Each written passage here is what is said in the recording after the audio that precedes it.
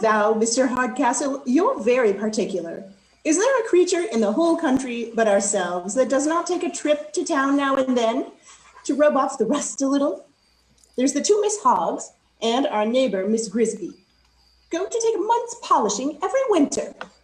Aye, and bring back vanity and affectation to last them the whole year. I wonder why London cannot keep its own fools at home. In my time, the follies of the town crept slowly among us, but now they travel faster than a stagecoach. Its fopperies come down not only as inside passengers, but in the very basket. Aye, your times were fine times indeed. You have been telling us of them for many a long year. Here we live in an old rambling mansion that looks for all the world like an inn, but we never see company. Our best visitors are old Mrs. Oddfish, the curate's wife, and little Cripplegate, that lame dancing master, and all our entertainment, your old stories of Prince Eugene and the Duke of Marlborough. I hate such old-fashioned trumpery. And I love it. I love everything that's old. Old friends, old times, old manners, old books, old wine. And I believe, Dorothy, you'll own I have a pretty fond of an old wife. Lord, Mr. Hardcastle, you're forever at your Dorothys and your old wives. Can't see that line. You may be a Darby, but I'll be no Joan. I promise you I'm not so old as you make me, by more than one good year. Add 20 to 20 and make money of that. Let me see, 20 added to 20 makes just 50 and 7. It's false, Mr. Hardcastle. I was but 20 when I was brought to bed of Tony that I had by Mr. Lumpkin, my first husband, and he's not come to years of discretion yet. No, nor ever will, I dare answer for him. You have taught him finely. No matter. Tony Lumpkin has a good fortune. My son is not to live by his learning. I don't think a boy wants much learning to spend 1,500 a year. Learning, quotha, a mere composition of tricks and mischief. Humor, my dear, nothing but humor. Come, Mr. Hardcastle, you must allow the boy a little humor. I'd sooner allow him a horse pond. If burning a footman's shoes, frightening the maids, and worrying the kittens be humor, he hasn't. It was but yesterday. He fastened my wig to the back of my chair, and when I went to make a bow, I popped my bald head in Mrs. Grizzle's face. Am I to blame? The poor boy was always too sickly to do any good. A school would be his death. When he comes to be a little stronger, who knows what a year or two's Latin may do for him? Latin for him? A cat and fiddle? No. The alehouse and the stable are the only schools he'll ever go to. Well, we must not snub the poor boy now, for I believe we shan't have him long among us. Anybody that looks at that face may see he's consumptive. If growing too fat be one of the symptoms. He coughs sometimes. Yes, when his liquor goes the wrong way. I'm actually afraid of his lungs. I truly am. So am I. For he sometimes whoops like a speaking trumpet. Hello! Oh, there he goes. A very consumptive figure, truly. Tony, where are you going, my charmer? Won't you give Papa and I a little of your company, love? I'm in haste, Mother. I cannot stay. You shan't venture out this raw evening, my dear. You look most shockingly. Well, I can't stay, I tell you. The three pigeons expect me down every moment. There's some fun going forward. Aye, the alehouse, the old place. I thought so. A low, paltry set of fellows. Oh, not so low, neither. There's Dick Muggins, the exciseman, Jack Slang, the horse doctor, Little Aminadab that grinds the music box, and Tom Twist that spins the pewter platter. Pray, my dear, disappoint them for one night at least. As for disappointing them, I should not so much mind, but I can't abide to disappoint myself. You shan't go. I will, I tell you. I say you shan't. We'll see which is strongest, you or I. Aye, there goes a pair that only spoil each other. But it's not the whole age in a combination to drive a sense and discretion out of doors. There's my pretty darling Kate. The fashions of the times have almost infected her, too. By living a year or two in town, she is so fond of gauze and French frippery as the best of them. Blessings on my pretty innocence, dressed out as usual, my Kate. Goodness, what a quality of superfluous silk hast thou got about thee, girl. I could never teach the fools of this age that the indigent world could be clothed out of the trimmings of the vain. You know our agreement, sir. You allow me the morning to receive and pay visits, and to dress in my own manner, and in the evening I put on my housewife's dress to please you. Well, I insist on the terms of our agreement. And by the by, I believe I shall have occasion to try your obedience this very evening. I protest, sir, I don't comprehend your meaning. Then, to be plain with you, Kate, I expect the young gentleman I have chosen to be your husband from town this very day. I have his father's letter, in which he informs me his son is set out, and that he intends to follow after him shortly. Indeed. I wish I had known something of this before. Bless me, how shall I behave? It's 1,000 to 1 I shan't like him. Our meeting will be so formal and so like a thing of business that I shall find no room for friendship or esteem. Depend upon it, child, I'll never control your choice. But Mr. Marlowe, whom I have pitched upon, is the son of an old friend, Sir Charles Marlowe, of whom you have heard me talk often. The young gentleman has been bred a scholar, is designed for an employment in the service of his country. I am told he's a man of excellent understanding. Is he? Very generous. I believe I shall like him. Young and brave. I'm sure I shall like him. And very handsome. Oh, my dear papa, say no more. He's mine, I'll have him. And to crown it all, Kate, he's one of the most bashful and reserved young fellows in all the world. Oh, you have frozen me to death again. The word reserved has undone all the rest of his accomplishments. A reserved lover, it is said, always makes a suspicious husband. On the contrary, modesty seldom resides in a breast that is not enriched with nobler virtues. It was the very feature in his character that first struck me. You must have more striking features to catch me, I promise you. However, if he be so young, so handsome, and so everything as you mention, I believe he'll still do. I think I'll have him. Aye, Kate. But there is an obstacle. It's more than even wager he may not have you. My dear papa, why will you mortify one so? Well, if he refuses, instead of breaking my heart at his indifference, I'll only break my glass for its flattery, set my cap to some newer fashion, and look out for some less difficult admirer. Bravely resolved. In the meantime, I'll go and prepare the servants for his reception. As we seldom see company, we want as much training as a company of recruits on the first day of muster. Lud, this news of papa's puts me all in a flutter. Young, handsome, those he put last, but I put them foremost. Sensible, good-natured, I like all that.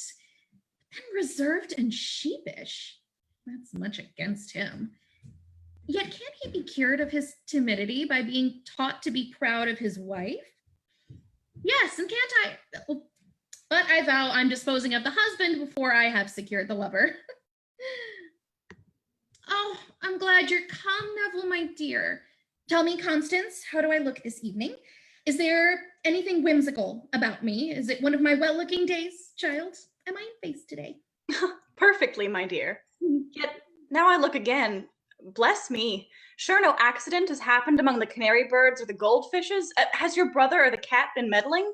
Or has the last novel been too moving? No, nothing of all this. I have been threatened. I can scarce get it out. I have been threatened with a lover. And his name? Is Marlowe. Indeed. The son of Sir Charles Marlowe. As I live, the most intimate friend of Mr. Hastings, my admirer. They are never asunder. I believe you must have seen him when we lived in town. Never. He is a very singular character, I assure you. Among women of reputation and virtue, he is the modestest man alive, but his acquaintance gave him a very different character among creatures of another stamp. You understand me. Oh, an odd character indeed. I shall never be able to manage him. What shall I do? Think no more of him, but trust to recurrences for success. But how goes your own affair, my dear? Has my mother been courting you for my brother Tony, as usual? I have just come from one of our agreeable tete-a-tetes. She has been saying 100 tender things and setting off her pretty monster as the very pink of perfection. And her partiality is such that she actually thinks him so. Fortune like yours is no small temptation. Besides, as she has the sole management of it, I'm not surprised to see her unwilling to let it go out of the family. A fortune like mine, which chiefly consists in jewels, is no such mighty temptation. But at any rate, if my dear Hastings be but constant, I make no doubt to be too hard for her at last. However, I let her suppose that I am in love with her son, and she never once dreams that my affections are fixed upon another. My good brother holds out stoutly. I could almost love him for hating you so. It is a good-natured creature at bottom, and I'm sure would wish to see me married to anybody but himself. But my aunt's bell rings for our afternoon's walk round the improvements. Allons, courage is necessary, as our affairs are critical. Would it were bedtime, and all were well.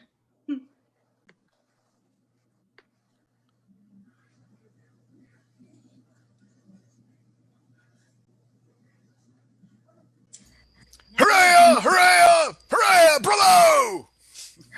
Now, gentlemen, silence for a song. The squire is going to knock himself down for a song. Hey, a song! A song! Then I'll sing you, gentlemen, a song I made upon this alehouse, the Three Pigeons. Let schoolmasters puzzle their brain with grammar and nonsense and learning. Good liquor, I stoutly maintain, gives genus a better discerning. Let them brag of their heathenish gods, their les, their Styxes and Stygians, their quees and their quis and their quads. They're all but a parcel of pigeons, to-roddle, to-roddle, to-roll. When Methodist preachers come down, preaching that drinking is sinful, I'll wager the rascals a crown. They always preach best with a skinful.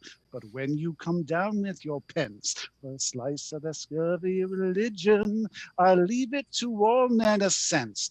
But you, my good friend, are the pigeon. To-roddle, to-roddle, to-roll. Then come with the jorum about, and let us be merry and clever. Our hearts and our liquors are stout. Here's the three jolly pigeons forever.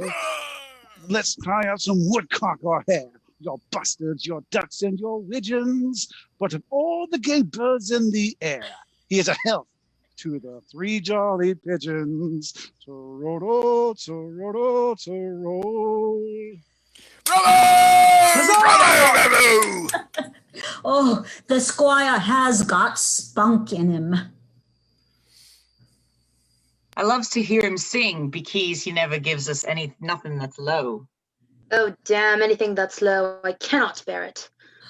The genteel thing is the genteel thing any time, if so be that a gentleman bees in a concatenation accordingly. I likes the maximum of it, Master Muggins. What though I am obligated to dance a bear? A man may be gentleman for all that. May this be my poison, if my bear ever dances but the ever gentliest of tunes, water-parted or a minute of Oridina. What a pity it is the squire's not come to his own. It would be well for all the publicans within 10 miles round of him. Ecod, and so it would, Master Slang. I'd then show what it was to keep choice of company. Oh, he takes after his own father for that. To be sure, Squire Lumpkin was the finest gentleman I ever set my eyes on. For winding the straight horn, or beating a thicket for a hare, or a wench, he never had his fellow. It was saying in the place, but that he kept the best horses, dogs, and girls in the whole country. Ecod. And when I'm of age, I'll be no bastard, I promise you. I have been thinking of Bet Bouncer and the miller's grey mare to begin with. But come, my boys, drink about and be merry, for you pay no reckoning. Well, Stinger, what's the matter? There be two gentlemen in the post-chaise at the door. They've lost their way upon the forest, and they're talking something about Mr. Hardcastle. As sure as can be, one of them must be the gentleman that's coming to court my sister. Do they seem to be Londoners? I believe they may. They look woundily like Frenchmen. Then desire them to step this way, and I'll set them right in a twinkling. Gentlemen, as they mayn't be good enough company for you, step down for a moment. I'll be with you in the squeezing of a lemon. Father-in-law has been calling me whelp and hound this past half year. Now, if I be pleased, I could be so revenged upon this old Grumbletonian. But then I'm afraid. Afraid of what? I shall soon be worth 1,500 a year, and let him frighten me out of that if he can. What a tedious, uncomfortable day have we had of it. Well, we told it was but 40 miles across the country, and we have come about 60. And all, Marlowe, from that unaccountable reserve of yours, that would not let us inquire any frequently on the way. I own Hastings. I am unwilling to lay myself under obligation of everyone I meet, and often stand the chance of an unmannerly answer. At present, however, we are not likely to receive any answer. No offense, gentlemen, but I'm told you've been inquiring for one Mr. Hardcastle in these parts. Do you know what part of the country you are in? Not in the least, sir, but should thank you for information. Nor the way you came? No, sir, but if you can inform us. Why, gentlemen, if you know neither the road you are going, nor where you are, nor the road you came, the first thing I have to inform you is this. You have lost your way. We want to know ghosts to tell us that. Pray, gentlemen, may I be so bold as to ask the place from whence you came? That's not necessary towards directing us where we are to go. Well, no offense, but question for question is all fair, you know. Pray, gentlemen, is this not the same Hardcastle, a cross-grained, old-fashioned, whimsical fellow, with an ugly face, a daughter, and a pretty son? We have not seen... We have not seen the gentleman, but he has the family you mention. The daughter, a tall, traipsing, trolloping, talkative maypole. The son, a pretty, well-bred, agreeable youth that everyone is fond of. Our information differs in this. The daughter is said to be well-bred and beautiful, and the son an awkward booby reared up and spoiled at his mother's apron string. And gentlemen, all I have to tell you is that you won't reach Mr. Hardcastle's house this night, I believe. Unfortunate. It's a damned long, dark, boggy, dirty, dangerous way. Stingo, tell the gentleman the way to Mr. Hardcastle's. Mr. Hardcastle's of Quagmire Marsh, you understand? Oh, Master Hardcastles. Oh, like a daisy, my maesters. You've come a deadly deal wrong. When you came to the bottom of the hill, you should have crossed down Squash Lane. Crossed down Squash Lane? Then you were to keep straight forward till you came to Florence. Come to where four roads meet? Aye, but you must be sure to take only one of them. Oh, sir, you're suspicious. Then keeping to the right, you are to go sideways till you come along Crackskull Common. Then you must look sharp for the track of the wheel. Then go forward till you come to Farmer Moraine's barn. Coming to the farmer's barn, you are to turn to the right, and then to the left, and then to the right about again until you find the old mill. Oh, zounds, man! We could have soon found out the longitude. Oh, what's to be done, Marlowe? This house promises but a poor reception, though perhaps the landlord can accommodate us. Alack, master, we have but one spare bed in the whole house. And to my knowledge, that's taken up by 3 lodgers already. I think I have hit it. Don't you think, Stingo, our landlady could accommodate the gentleman by the fireside with 3 chairs and a bolster? I hate sleeping by the fireside. And I detest your 3 chairs and a bolster. You do you? Then let me see. What if you go out a mile further to the Buck's Head? The old Buck's Head on the hill, one of the best inns in the whole country. Oh ho! So we have escaped an adventure for this night, however. Sure you bent sending them to your father's has been in, be you? Huh? Mom, you fool you, let them find that out. You all need to keep straight forward till you come to a large old house by the roadside. You'll see a pair of large horns over the door. That's the sign. Drive up the yard and call stoutly about you. Oh, sir, we are obliged to you. The servants can't miss the way. No. But I tell you, though the landlord is rich and going to leave off business, so he wants to be thought a gentleman serving your presence. He'll be for giving you company, and ecod, if you mind him, he'll persuade you that his mother was an alderman and his aunt a justice of the peace. Ah, troublesome old blade, to be sure, but it keeps as good wines and beds as any in the whole country. Well, if he supplies us with these, we shall want no farther connection. Are we to turn to the right, did you say? No, straight forward. I'll just step myself and show you a piece of the way. Mum. Ah, bless your heart for a sweet, pleasant, damn mischievous son of a whore. Well, I hope you are perfect in the table exercise I've been teaching you these 3 days. You all know your posts and your place and can show that you have been used to good company without ever stirring from home. Aye. When company comes, you are not to pop out and stare and then run in again like frightened rabbits in a warren. No. You, Diggory, whom I have taken from the barn, are to make show at the side table. And you, Roger, whom I have advanced from the plow, are to place yourself behind my chair. But you are not to stand so with your hands in your pockets. Take your hands out of your pockets, Roger. And from your head, you blockhead, you. Now, Diggory carries his hands. They're a little too stiff indeed, but it's no great matter.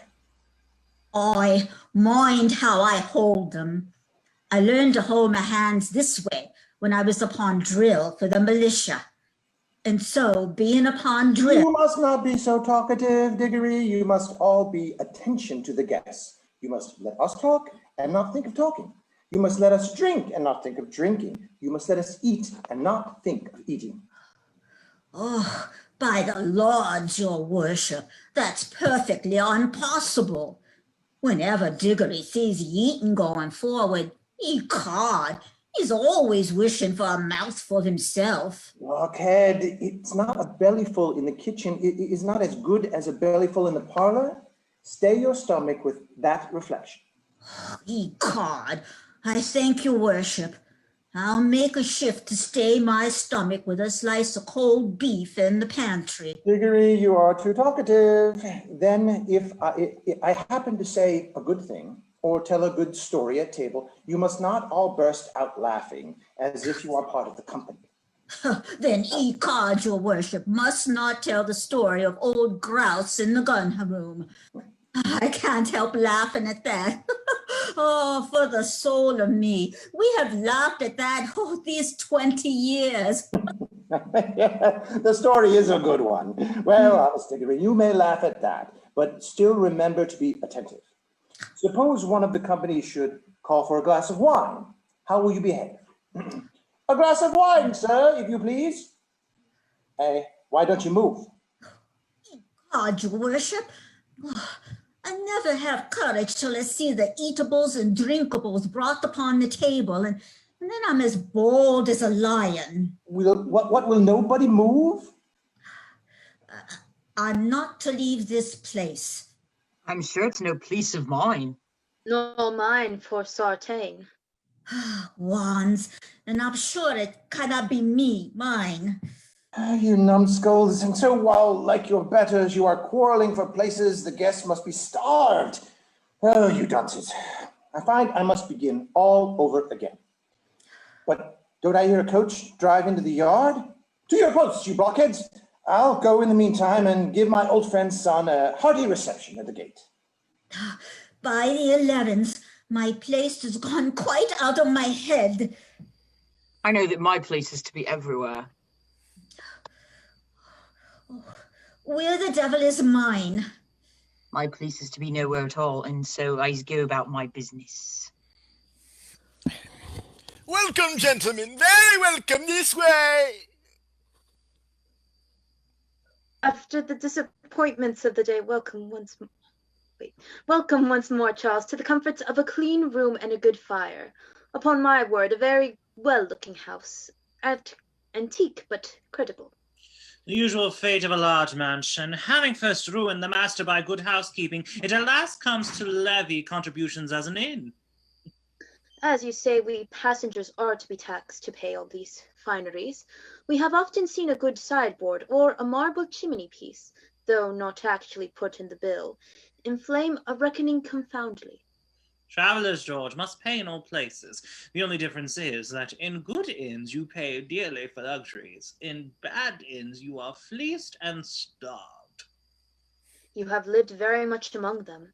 In truth, I have been often surprised that you, who have seen so much of the world, with your natural good sense and your many opportunities, could never yet acquire a requisite share of assurance. The Englishman's my lady. But tell me, George, where could I have learned the assurance you talk of? My life has been chiefly spent in college or an inn, in seclusion from the lovely part of the creation that chiefly teach men confidence. I don't know that I was ever familiarly acquainted with a single modest woman, except my mother, but among females of another class, you know. Aye, among them you are impudent enough of all conscience. They are of us, you know. But in the company of women of reputation, I never saw such an idiot, such a trembler. You look for all the world as if you wanted an opportunity of stealing out of the room. Why, man, that's because I do want to steal out of the room. Faith, I have often formed a resolution to break the ice and rout it away at any rate. I don't know how a single glance from a pair of fine eyes has totally overset my resolution. An abundant fellow may counterfeit modesty, but I'll be hanged if a modest man can ever counterfeit impudence. If you could but say half the fine things to them that I have heard you lavish upon the barmaid of an inn or an college bedmaker. Why, George, I can't say fine things to them. They freeze, they petrify me. They may talk of a comet or burning mountain or some such bagatelle, but to me, a modest woman dressed out in all her finery is the most tremendous object of the most whole creation. At this rate, man, how can you expect to marry? Never. Unless as among kings and princes, my bride were to be courted by proxy. If indeed, like an Eastern bridegroom, one were to be introduced to a wife he never saw before, it might be endured. But to go through all the terrors of a formal courtship, together with the episode of aunts, grandmothers, and cousins, and last to burst out of that broad start questioning of, "Madam, will you marry me?" No, that's a strain much above me, I assure you. I pity you. But how do you intend behaving the lady you are come down to visit at a request of your father? As I have behaved to all other ladies. Bow very low, answer yes or no to all of her demands. But for the rest, I don't think I shall venture to look her in her face till I see my father's again. I'm surprised the one who is so warm a friend can be so cool a lover. To be explicit, my dear Hastings, my chief inducement down was to be instrumental in forwarding your happiness to not my own. Miss Neville loves you. The family don't know you. As my friend, you are sure of a reception, and let honor do the rest. My dear Marlowe, but I'll suppress the emotion. Were I a wretch meaningly seeking a carry-off fortune, you should be the last man in the world I would apply to for assistance. But Miss Neville's person is all I ask, and that is mine, both from her deceased father's consent and her own inclination.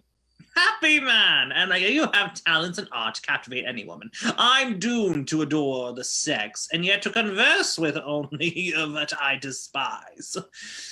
The stammer in my address and this awkward preposing visage of mine can never permit me to soar above the reach of Milliner's Prentice or one of the Duchesses of Drury Lane.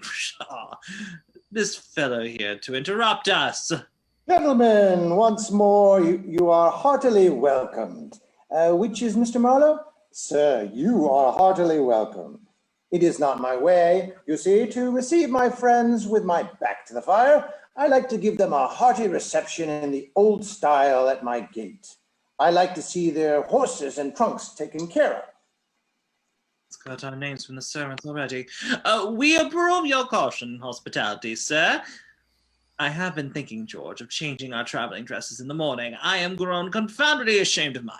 I beg, Mr. Marlowe, you'll use no ceremony in this house. I fancy, Charles, you're right. The first blow is half the battle. I intend opening the campaign with the white and gold. Mr. Marlowe, Mr. Hastings, gentlemen, pray, be under no constraint in this house. This is Liberty Hall, gentlemen. You may do just as you please here. Yeah, George, if we open the campaign too fiercely at first, we may want ammunition before it is over. I think to reserve the embroidery to secure a retreat. You're talking of retreat, Mr. Marlowe. Puts me in mind of the Duke of Marlborough when we went to besiege Denane. He first summoned the garrison. Don't you think the venture dual waistcoat will do with the plain brown? He first summoned the garrison, which might consist of about 5,000 men. I think not. Brown and yellow mix, but very poorly. I say, gentlemen, I was just telling you, he summoned the garrison, which might consist of about 5,000 men. The girls like finery. Which might consist of about 5,000 men, well appointed with stores, ammunition, and other implements of war. Now, says the Duke of Marlborough to George Brooks, that stood next to him, you must have heard of George Brooks, "I'll pawn my dukedom," says he, "but I take that garrison without spilling a drop of blood." So, what, my good friend, if you have a glass of punch in the meantime, I would help us to carry on the siege with vigor. Punch, sir? This is the most unaccountable kind of modesty I ever met with. Yes, sir, punch. A glass of warm punch after our journey will be comfortable. This is Liberty Hall, you know. Here's a cup, sir. So this fellow in his Liberty Hall will only let us have just as he pleases. I hope you'll find it to your mind. I have prepared it with my own hands, and I believe you'll own the ingredients are tolerable. Will you be so good as to pledge me, sir? Here, Mr. Marlowe, here's to our better acquaintance. Very prudent fellow this, but he's a character, and I'll humor him a little. Sir, my service to you. I see this fellow wants to give us his company and forgets that he's an... Oh, that's not me. Yeah, okay. I see this fellow wants to give us company and forgets that he's an innkeeper before he has learned to be a gentleman. From the excellence of your cup, my old friend, I suppose you have a good deal of business in this part of the country. Warm work, now and then, at elections, I suppose. No, sir, I have long given that work over. Since our betters have hit upon the expedient of electing each other, there is no business for us to sell ale. So then you have no turn for politics, I find. Not in the least. There was a time, indeed, I fretted myself about the mistakes of government like other people, but finding myself every day growing more angry and the government growing no better, I left it to mend itself. Since that, I no more trouble my head about Hyder Alley or Alley Cowan than Alley Crocker, sir. My service to you. So that with eating above the stairs and drinking below, with receiving your friends within and amusing them without, you lead a good, pleasant, bustling life of it. I do stir about a great deal, that's certain. Half the differences of the parish are adjusted in this very parlour. And you have an argument in your cup, old gentleman, better than in any Westminster hall. Young gentleman, that and a little philosophy. Well, this is the first time I've... Oh, then, like an experienced general, you attack them on every quarter. If you find their reasons manageable, you attack it with your philosophy. If you find they have no reason, you attack them with this. Here's your health, my philosopher. Good, very good, thank you. Your generalship puts me in the mind of Prince Eugene. When he fought the Turks at the Battle of Belgrade, you shall hear. Instead of the Battle of Belgrade, I believe it's almost time to talk about supper. What was your philosophy got in the house for supper? For supper, sir? Well, was ever such a request to a man in his own house? Yes, sir. Supper, sir. I begin to feel an appetite. I shall make devilish work tonight in the larder, I promise you. Such a brazen dog sure never my eyes beheld. Why, really, sir, as for supper, I can't well tell. My Dorothy and the cookmaid settle these things between them. I leave these kinds of things entirely to them. Oh, you do you? Yeah, entirely. By the by, I believe that you are in actual consultation upon what's for supper this moment. They are in the kitchen. Then I beg they'll admit me as one of their privy council. It's a way I have got. When I travel, I always chose to regulate my own supper. Let the cook be called. No offense, I hope, sir. Oh, no, sir, none in the least. Yet I don't know how our Bridget, the cookmaid, is not very communicative upon these occasions. Should we send for her, she might scold us all out of the house. Let's see a list of the larder then. I'll ask it as a favor. I always match my appetite to my bill of fare. Sir, he's very right, and it's my way too. Sir, you have a right to command here. Here, Roger, bring us the bill of fare for tonight's supper. I believe it's drawn out. Your manner, Mr. Hastings, put me in mind of my uncle, Colonel Wallop. It was a saying of his that no man was sure of his supper till he had eaten it. All upon the high ropes. His uncle is a colonel. We shall soon hear of his mother being a justice of the peace, but let's hear the bill of fare. What's here? Oh, for the first course, for the second course, for the dessert. Oh, the devil, sir, do you think we have brought down a whole joiners company of the Corporation of Bedford to eat such a supper? 2 or 3 little things, clean and comfortable, will do. But let's hear it. For the first course at the top, a pig and prune sauce. Damn your pig, I say. And damn your prune sauce, I say.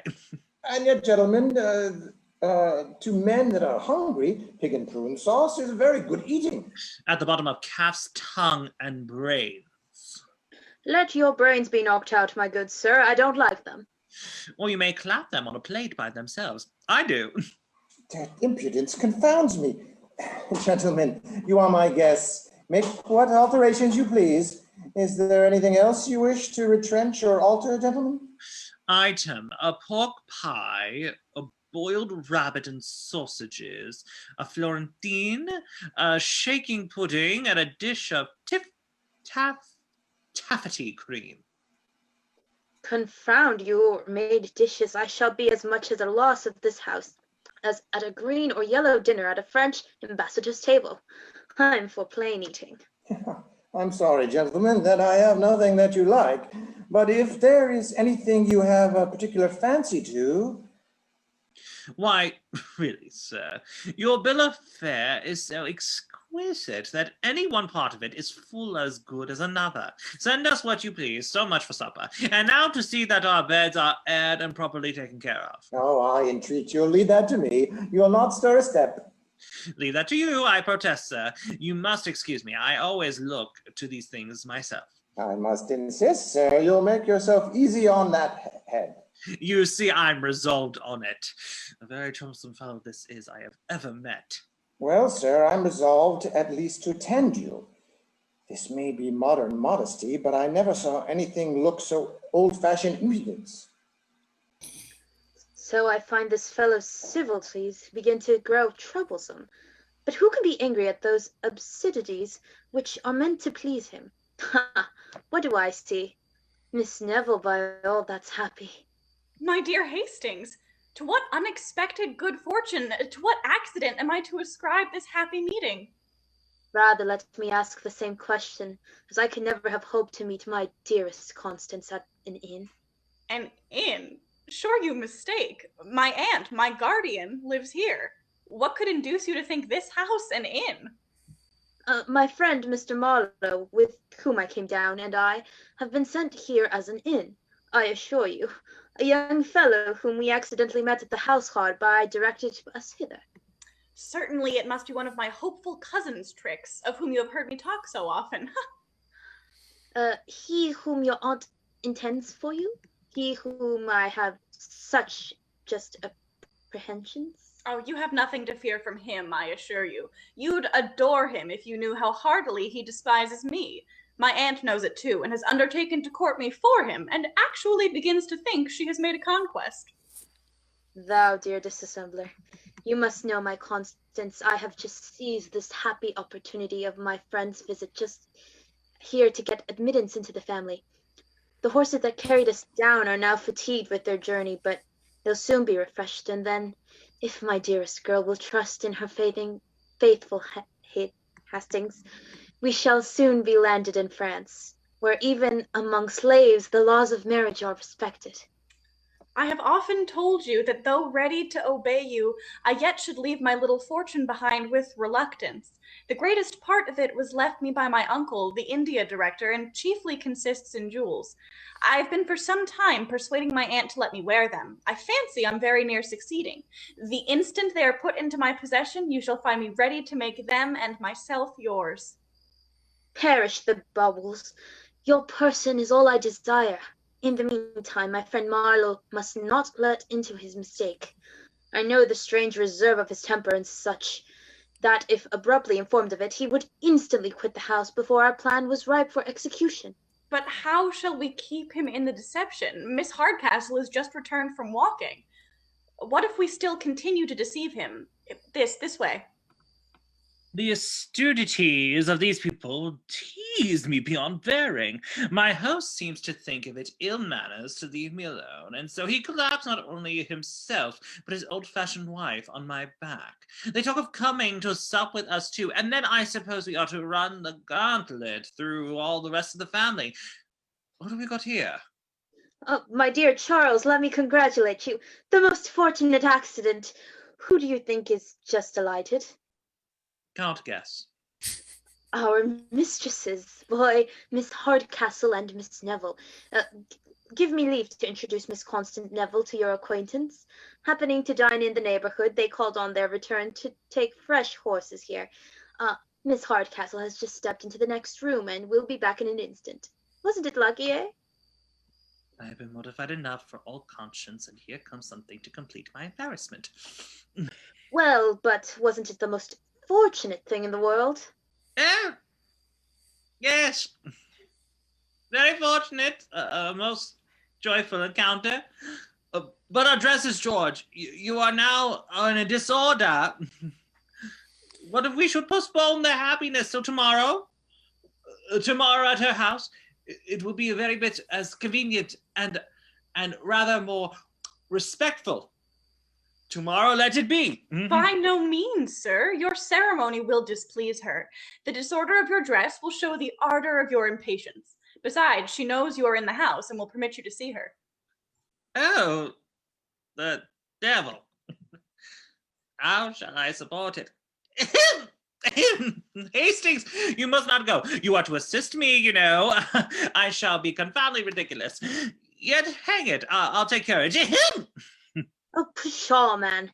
It's but the first plunge and all's over. She's but a woman, you know. And of all women, she that I dread most to encounter. Ah, Miss Hardcastle, Mr. Marlowe, I'm proud of bringing two persons of such merit together that only want to know to esteem each other. Now for meeting my modest gentleman with a demure face and quite his own manner. I'm glad of your safe arrival, sir. I'm told you had some accidents, by the way. Only a few, madam. Yes, we have some. Yes, madam, a good many accidents, but should be sorry, madam, or rather glad of any accidents that are so agreeably concluded.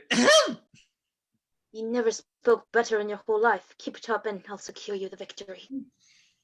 I'm afraid you flatter, sir. You that have been seen so much of the finest company can find little entertainment in an obscure corner of the country. I have lived, indeed, in the world, madam, but I have kept very little company. I have been but an observer upon life, madam, while others were enjoying it. But that, I am told, is the way to enjoy it at last. Cecilia never spoke better. Once more, and you are confirmed in assurance forever. Stand by me then, and then I will down throw it a word or two to set me up again. An observer like you upon life were, I fear, disagreeably employed, since you must have had much more to censure than to approve. Pardon me, madam, I was always willing to be assumed. The folly of most people is rather an object of mirth than an easiness. Bravo, bravo. Never spoke so well in your whole life. Well, Miss Hardcastle, I see that you and Mr. Marlowe are going to be very good company. I believe our being here will but embarrass the interview. Not in the least, Mr. Hastings. We like your company of all things. Sounds, George, sure you won't go. How can you leave us? Our presence will but spoil conversation, so we'll retire in the next room. You don't consider, madam, you will to manage a little tete-a-tete of our own.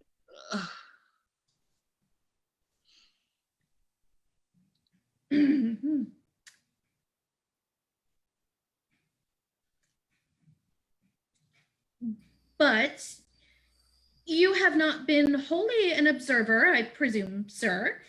The ladies, I should hope, have employed some part of your addresses. Pardon me, madam. I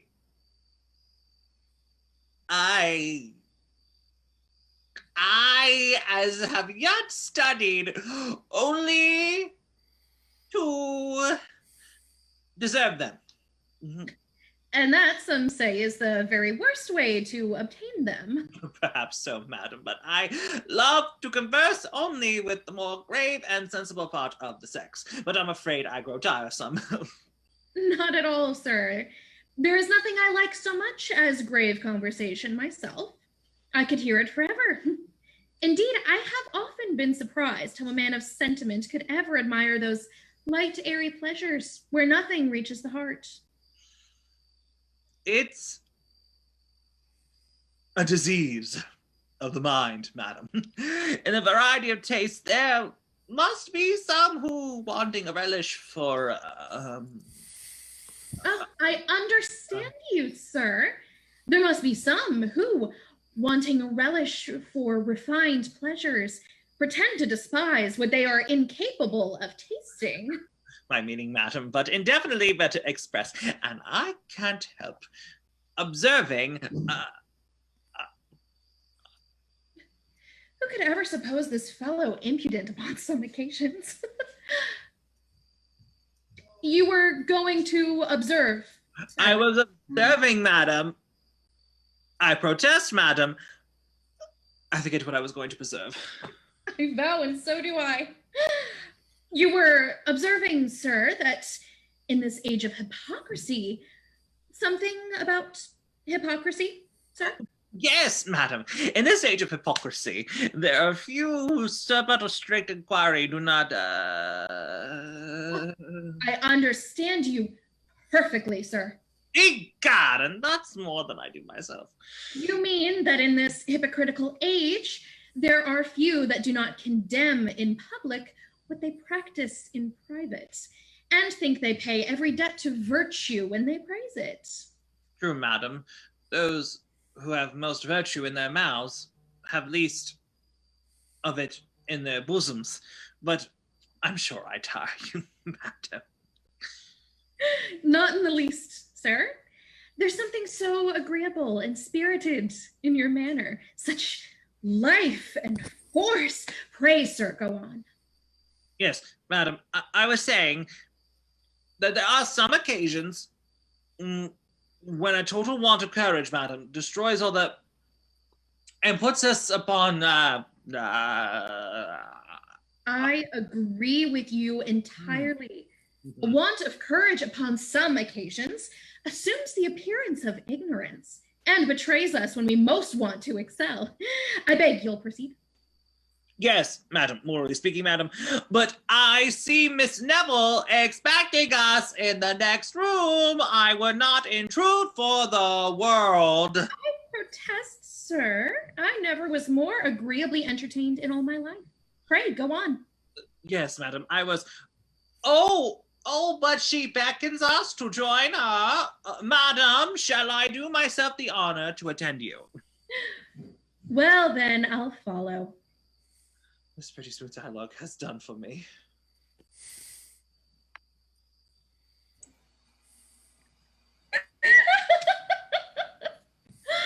Was there ever such a solemn, sentimental interview? I'm certain he scarce looked in my face the whole time. Yet the fellow, for his unaccountable bashfulness, is pretty well, too. He has good sense, but then so buried in his fears that it fatigues one more than ignorance. If I could teach him a little confidence, it would be doing somebody that I know of a piece of service. But who is that somebody? That, Faith, is a question I can scarce answer. What do you follow me for, Cousin Con? I wonder you're not ashamed to be so very engaging. I hope, cousin, one may speak to one's own relations and not be to blame. Aye, but I know what sort of a relationship you want to make me, though. But it won't do. I tell you, Cousin Con, it won't do, so I beg you keep your distance. I want no nearer relationship. Well, I vow, Mr. Hastings, you are very entertaining. There's nothing in the world I love to talk so much about as London and the fashions, though I was never there myself. Oh, never there. You amaze me from your air and manner.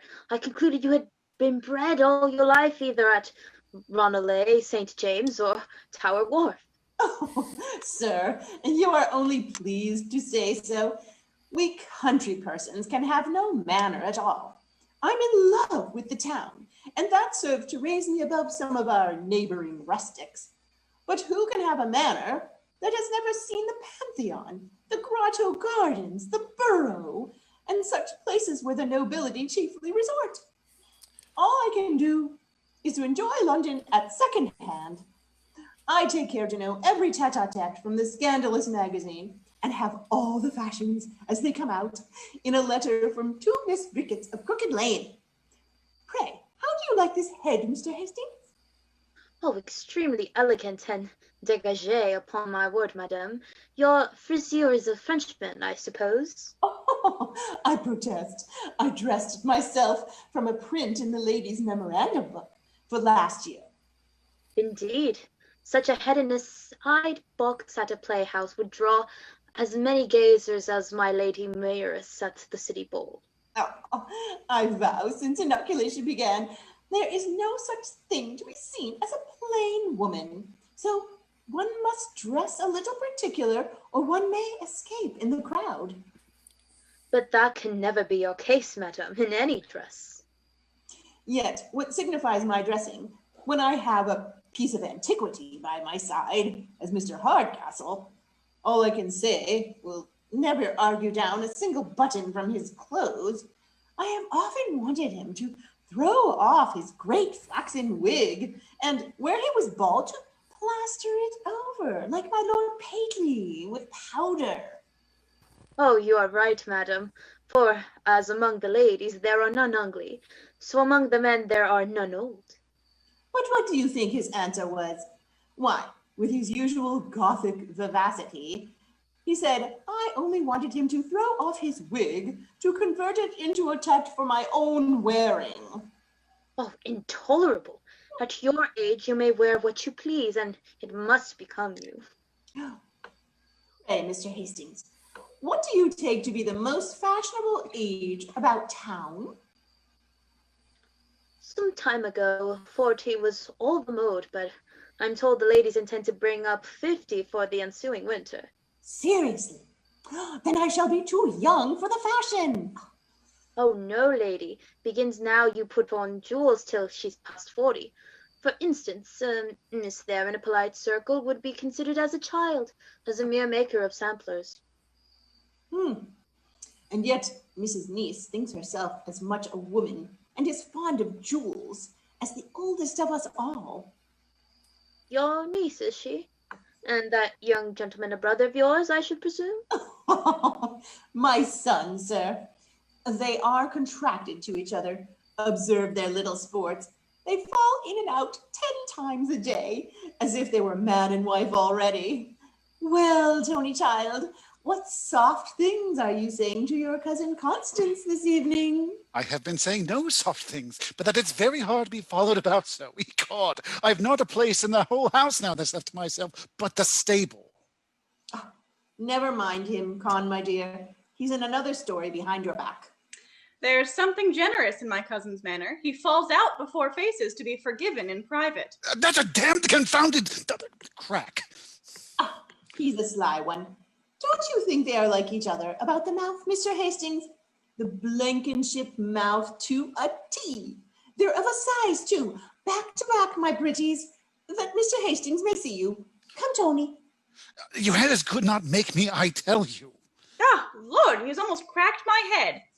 Oh, the monster. For shame, Tony. You a man and behave so. If I'm a man, let me have my fortune. Ecod, I'll not be made a fool of no longer. Is this, ungrateful boy, all that I'm to get for the pains I have taken in your education? That I have rocked you in your cradle and fed that pretty mouth with a spoon? Did I not work that waistcoat to make you genteel? Did I not prescribe for you every day and weep while the receipt was operating? Ecod, you had reason to weep, for you have been dousing me ever since I was born. I have gone through every receipt in the complete housewife 10 times over, and you have thought of coursing me through Quincy next spring. But, Ecod, I tell you, I will not be made a fool of no longer. Wasn't it all for your good, Viper?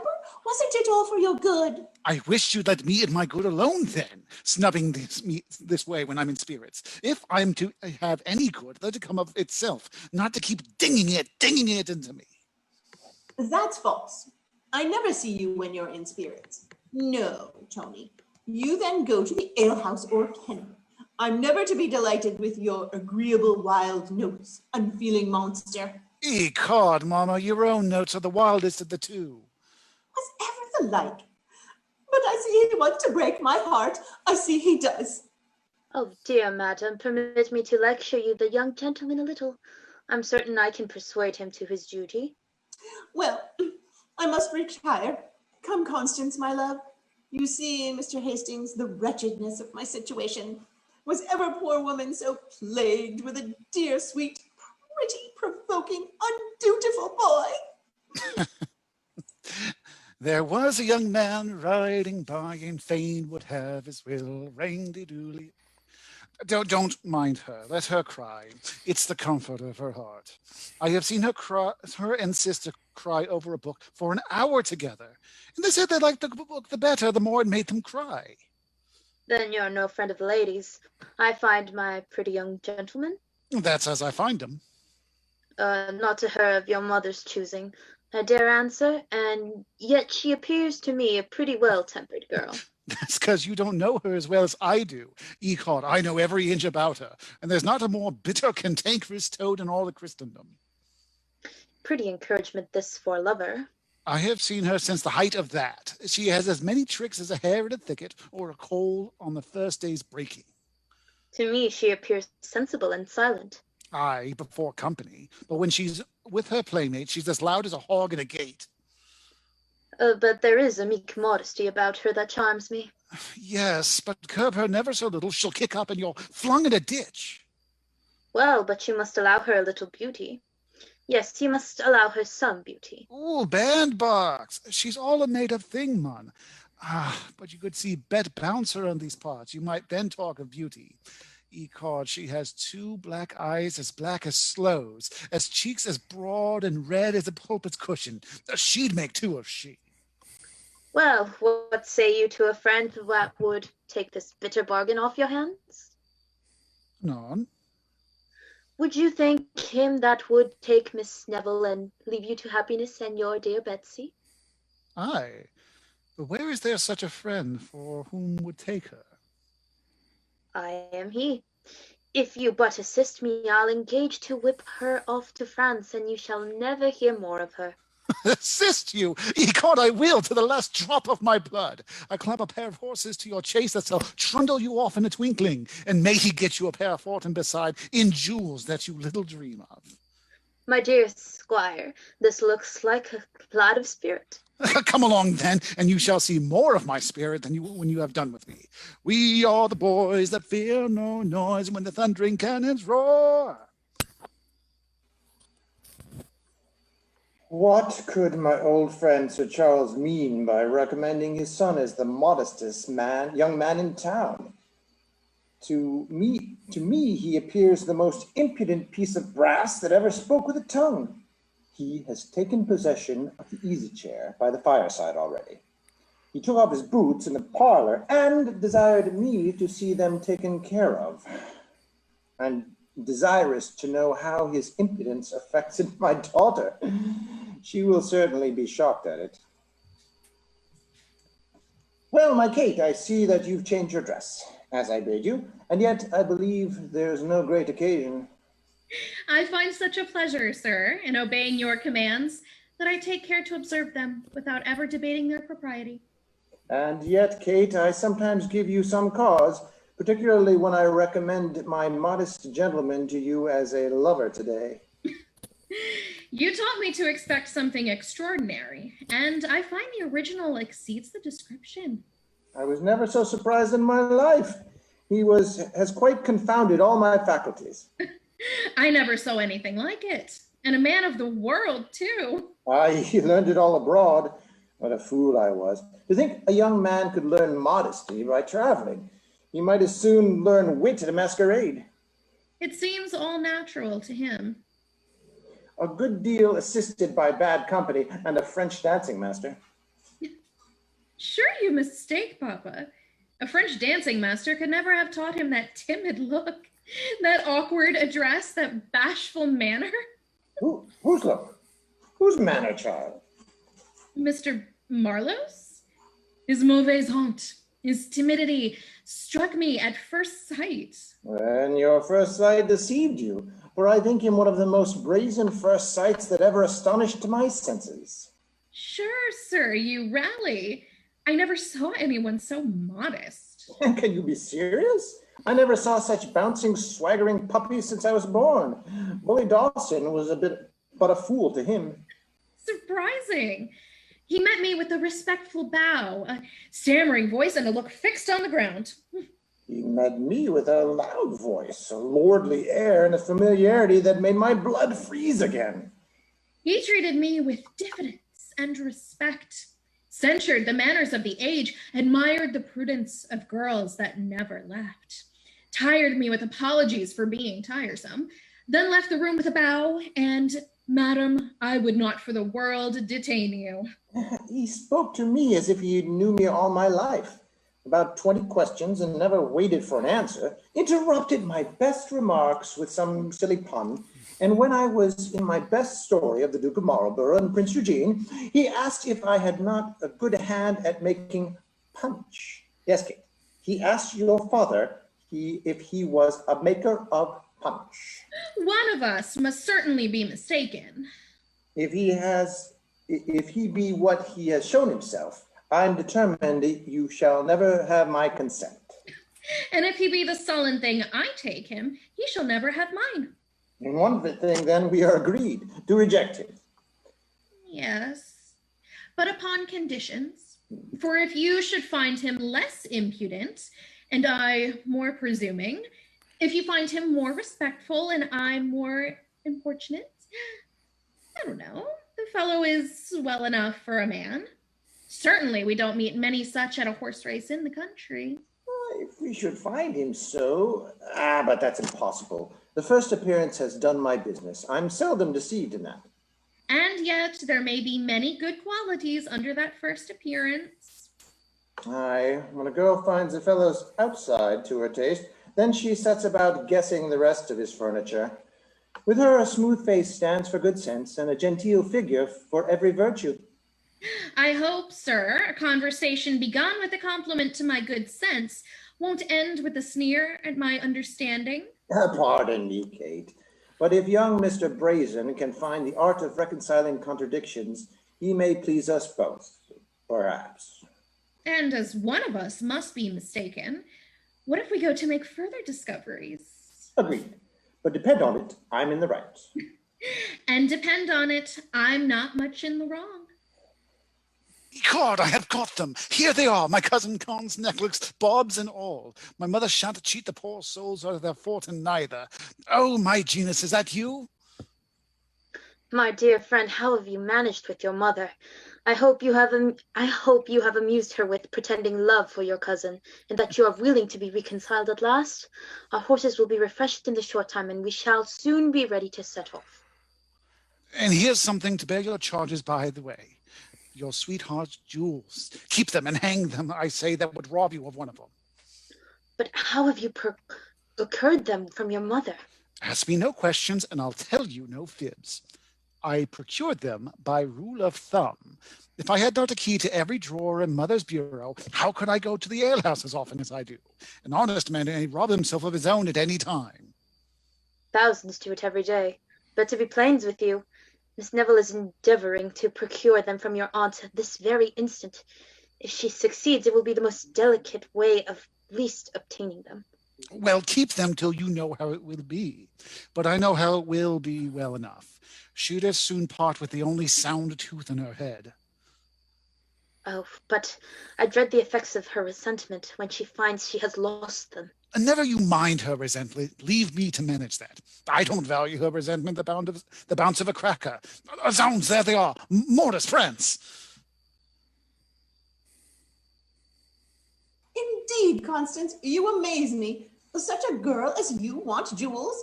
It will be time enough for jewels, my dear, 20 years hence, when your beauty begins to want repairs. But what will repair beauty at 40 will certainly improve it at 20, madam. Yours, my dear, can admit of none. That natural blush is beyond 1,000 ornaments. Besides, child, jewels are quite out at present.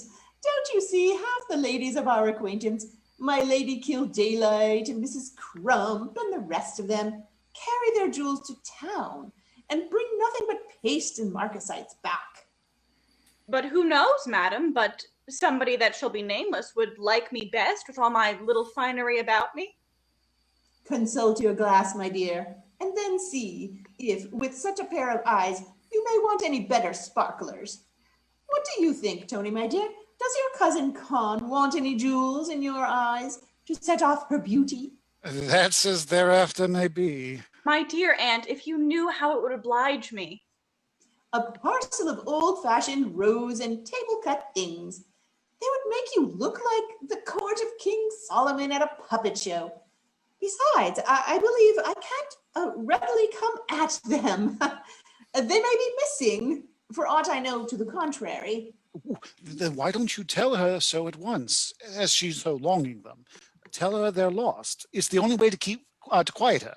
Say they're lost and call me to bear witness. You know, my dear, I'm only keeping them for you. So if I say they're gone, you'll bear me witness, will you? Never fear me, Ecod. I saw them taken with my own eyes. I desire them but for a day, madam, just to be permitted to show them as relics, and then they may be locked up again. To be plain with you, my dear Constance, if I could find them, you should have them. They're missing, I assure you. Lost for aught I know, but we must have patience wherever they are. I'll not believe it. This is but a shallow pretense to deny me. I know they are too valuable to be so slightly kept, and as you are to answer for the loss. Don't be alarmed, Constance. If they be lost, I must restore an equivalent. But my son knows they are missing and not to be found. That I can bear witness to. They are missing and not to be found. I take my oath on't. You must learn resignation, my dear. For though we lose our fortune, yet we should never lose our patience. See me, how calm I am. Aye, people are generally calm at the misfortunes of others. Now, I wonder where a girl of your sense should waste such a thought upon trumpery. We shall soon find them. And in the meantime, you shall make use of my garnets till your jewels be found. I detest garnets. The most becoming things in the world to set off a clear complexion. You have often seen how well they look upon me. You shall have them. I dislike them of all things. You shan't stir. Was ever anything so provoking to mislay my own jewels and force me to wear her trumpery? Don't be a fool. If she gives you the garnets, take what you can. The jewels are already your own. I've stolen them from one out of a bureau, and she does not know it. Fly to your spark. He'll tell you more of the matter. Leave me to manage her. Oh, my dear cousin. They've vanished. She's here and has missed them already. Zounds, how she visits and spins about like a Catherine wheel. Confusion, thieves, robbers. We are cheated, plundered, broke open, undone. What's the matter? What's the matter, Mama? I hope nothing has happened to any of the good family. We We are robbed. My bureau has been broken open, the jewels taken out, and I am undone. Oh, is that all? By the laws, I never saw it acted better in my life. Ecod, I thought you were ruined in earnest. Why, boy, I am ruined in earnest. My bureau has been broken open and all taken away. Ooh, stick to that. Stick to that. I'll bear witness, you know. Bear me to call witness. I tell you, Tony, by all that's precious, the jewels are gone, and I shall be ruined forever. Sure, I know they're gone, and I'm to say so. My dearest Tony, but hear me. They're gone, I say. By the laws, Mama, you make me for to laugh. I know who took them well enough. Was there ever such a blockhead that can't tell the difference between jest and earnest? I tell you, I'm not in jest, bully. That's right. That's right. You must be in a bitter passion, and then nobody will suspect either of us. I'll bear witness that they are gone. Was there ever such a cross-grained brute? And won't hear me? Can you bear witness that you're no better than a fool? Was ever poor woman so beset with fools on one hand and thieves on the other? I can bear witness to that. Bear witness again, you blockhead you, and I'll turn you out of the room directly. My poor niece, what will become of her? Do you laugh, you unfeeling brute, as if you enjoyed my distress? I can bear witness to that. Do you insult me, monster? I'll teach you to vex your mother, I will. I can bear witness to that.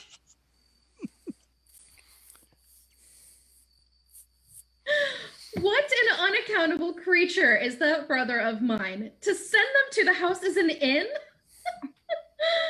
Oh, I don't wonder at his impudence. But what is more, madam, the young gentleman, as you passed by in your present dress, asked if you were the barmaid. He mistook you for the barmaid, madam.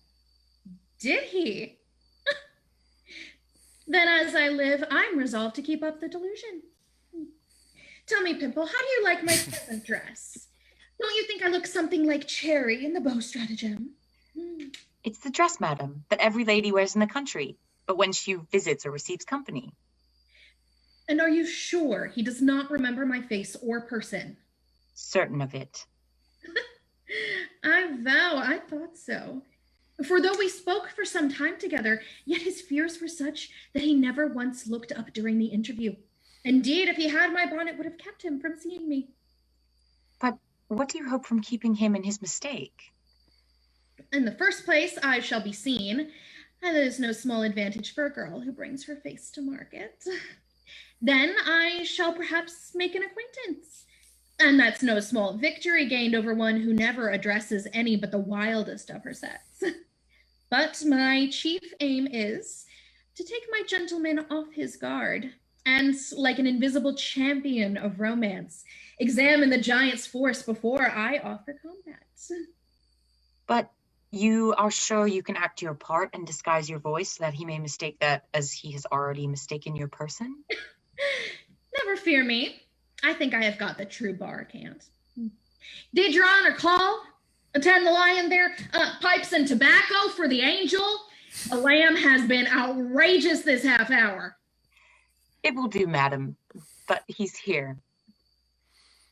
What a bawling in every part of the house! I have scarce a moment's repose. If I go to the best room there, I find my host and his story. If I fly to the gallery, there we have my hostess, with her curtsy down to the ground. I have at last got a moment to myself, and now for recollection.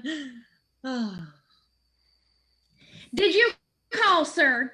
Did your honor call? As for Miss Hardcastle, she's too grave and sentimental for me. Did your honor call? No, child. Perhaps from the glimpse I had of her, I think she squints.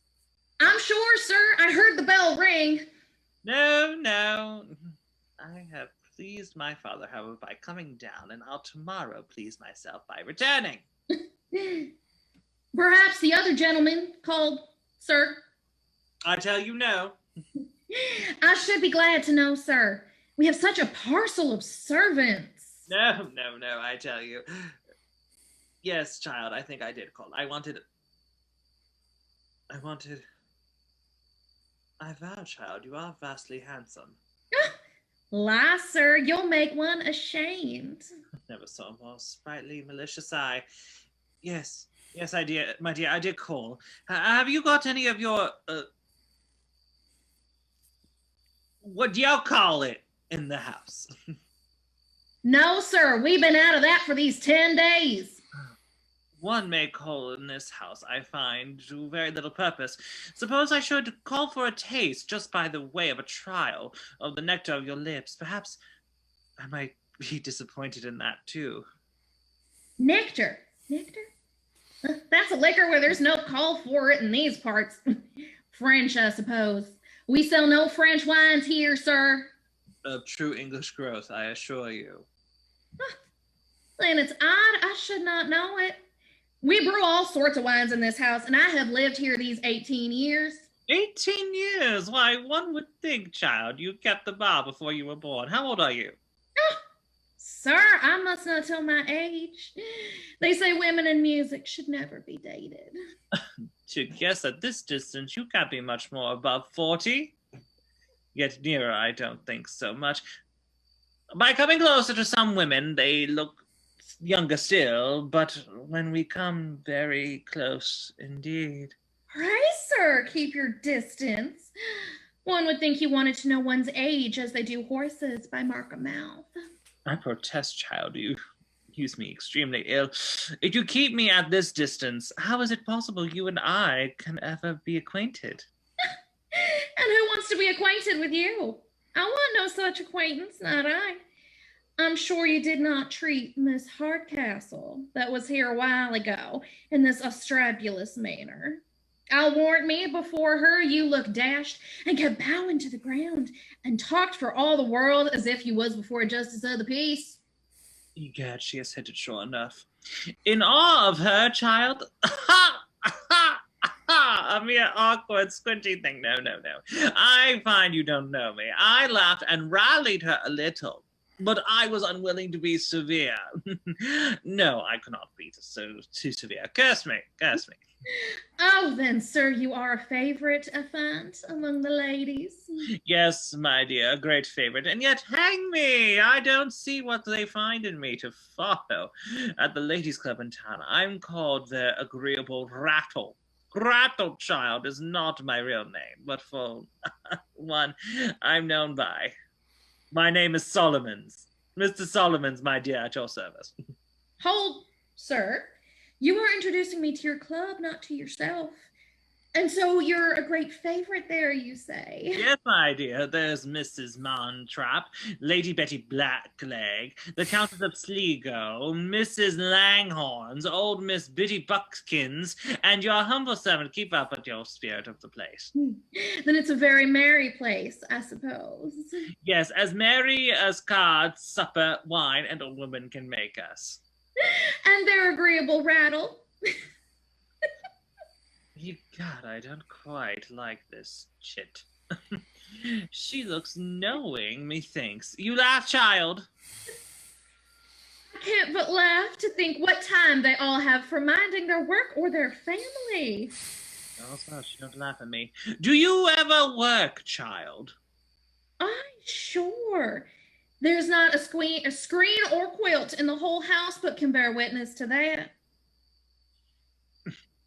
So. And you must show me your embroidery. I'm embroider and draw patterns myself a little. If you want to judge of your work, you must apply to me. Aye, but the colors do not look well by candlelight. You shall see in the morning. And why not now, my angel? Such beauty fires beyond the power of resistance. Pshaw, the father here! Oh, my old luck. I have never next 7 that I did not throw ace 3 times following. So, madam, I find this is your modest lover. This is your humble admirer that kept his eyes fixed on the ground and only adored at humble distance. Kate, art thou not ashamed to deceive your father so? Never trust me, dear Papa, but he's still the modest man I took him for. You'll be convinced of it as well as I. By the hand of my body, I believe his impudence is infectious. Didn't I see him seize your hand? Didn't I see him haul you about like a milkmaid? And now you talk of his respect and modesty, forsooth? But if I shortly convince you of his modesty, that he has only the faults that will pass off with time and the virtues that will improve with age, I hope you'll forgive him. Oh, the girl would actually make one run mad. I tell you, I'll not be convinced. I am convinced. He has scarce been 3 hours in the house, and he has already encroached on all my prerogatives. You may like his impudence and call it modesty, but my son-in-law, madam, must have very different qualifications. Sir, I ask but this night to convince you. You shall not have half the time, for I have thoughts of turning him out this very hour. Give me that hour then, and I hope to satisfy you. Well, an hour let it be then. But I'll have no trifling with your father. All fair and open, do you mind? I hope, sir, you have ever found that I considered your commands as my pride. For your kindness is such that my duty as yet has been inclination.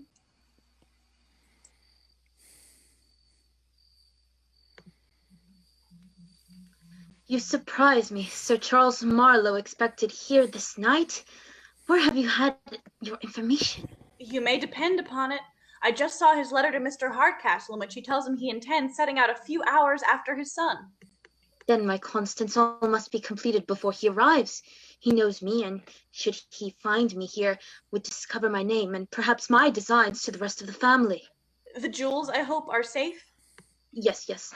I have sent them to Marlowe, he who keeps the keys in our baggage. In the meantime, I'll go to prepare matters for our elopement. I have had the squire's promise of a fresh pair of horses, and if I should not see him again, will write him further directions. Well, success attend you. In the meantime, I'll go and amuse my aunt with the old pretense of a violent passion for my cousin. I wonder what Hastings could mean by sending me so valuable a thing as a casket to keep for him, when he knows the only place I have is the seat of a post-coach at an inn door. Have you deposited the casket with the landlady as I ordered you? Have you put it onto her own hands? Yes, Your Honor. She said she'd keep it safe, did she? Yes, she said she'd keep it safe enough. She asked me how I came by it, and she said she had a great mind to make me give an account of myself.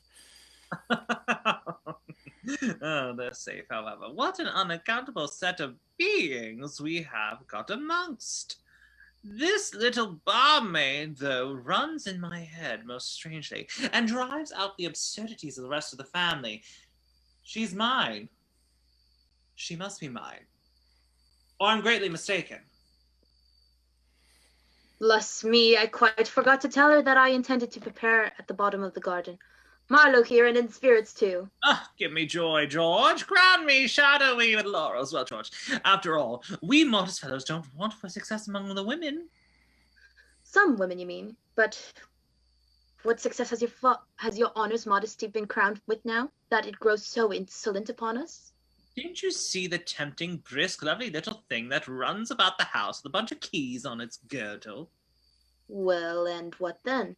She's mine, you rogue, you. Such fire, such motion, such eyes, such lips. But egad, she would let me kiss her, not though. But are you so sure, so very sure of her? Why, man, she talked of showing me her work above stairs, and I am to improve the pattern. But how can you, Charles, go about to rob a woman of her honor? Pshaw, pshaw. We all know the honor of the barmaid of an inn. I don't intend to rob her. Take my word for it. There's nothing in this house I shan't honestly pay for. I believe the girl has virtue. And if she has, I should be the last man in the world that would attempt to corrupt it. You have taken care, I hope, of the casket I sent you to lock up. Is it in safety?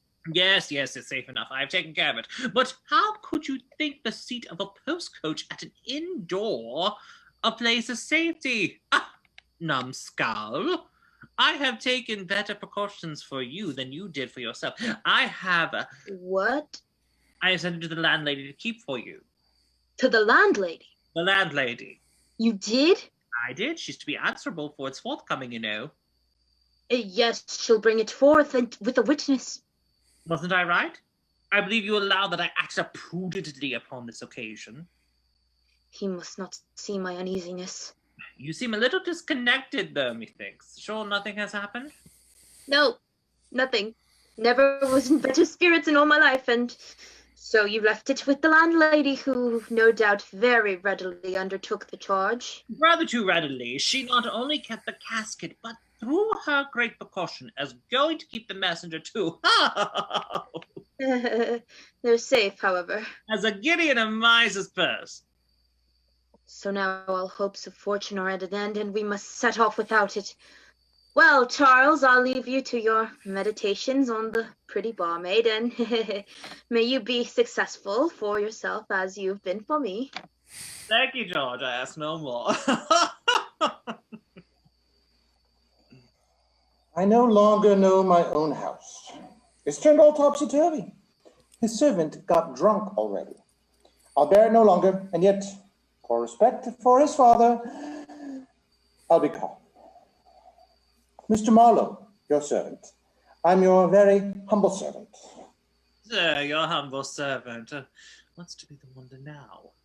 I believe, sir, you must be sensible, sir, that no man alive ought to be more welcome than your father's son, sir. I hope you think so. I do from my soul, sir. I don't want much entreaty.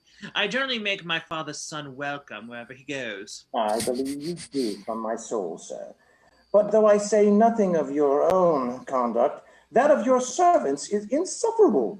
Their manner of drinking is setting a very bad example for this house, I assure you. I protest, my very good sir, that is no fault of mine. If they don't drink as they are to blame. I order them not to spare the cellar. I did, I assure you. Here, let one of my servants come up. My positive directions were that as I did not drink myself, they should make up for my deficiencies below. Then they had your orders for what they do? I'm satisfied. They had, I assure you. You shall hear from one of themselves. You, Jeremy, come forward, sir. What were my orders? Were you not told to drink freely and call for what you thought fit for the good of the house? Well, I begin to lose my patience.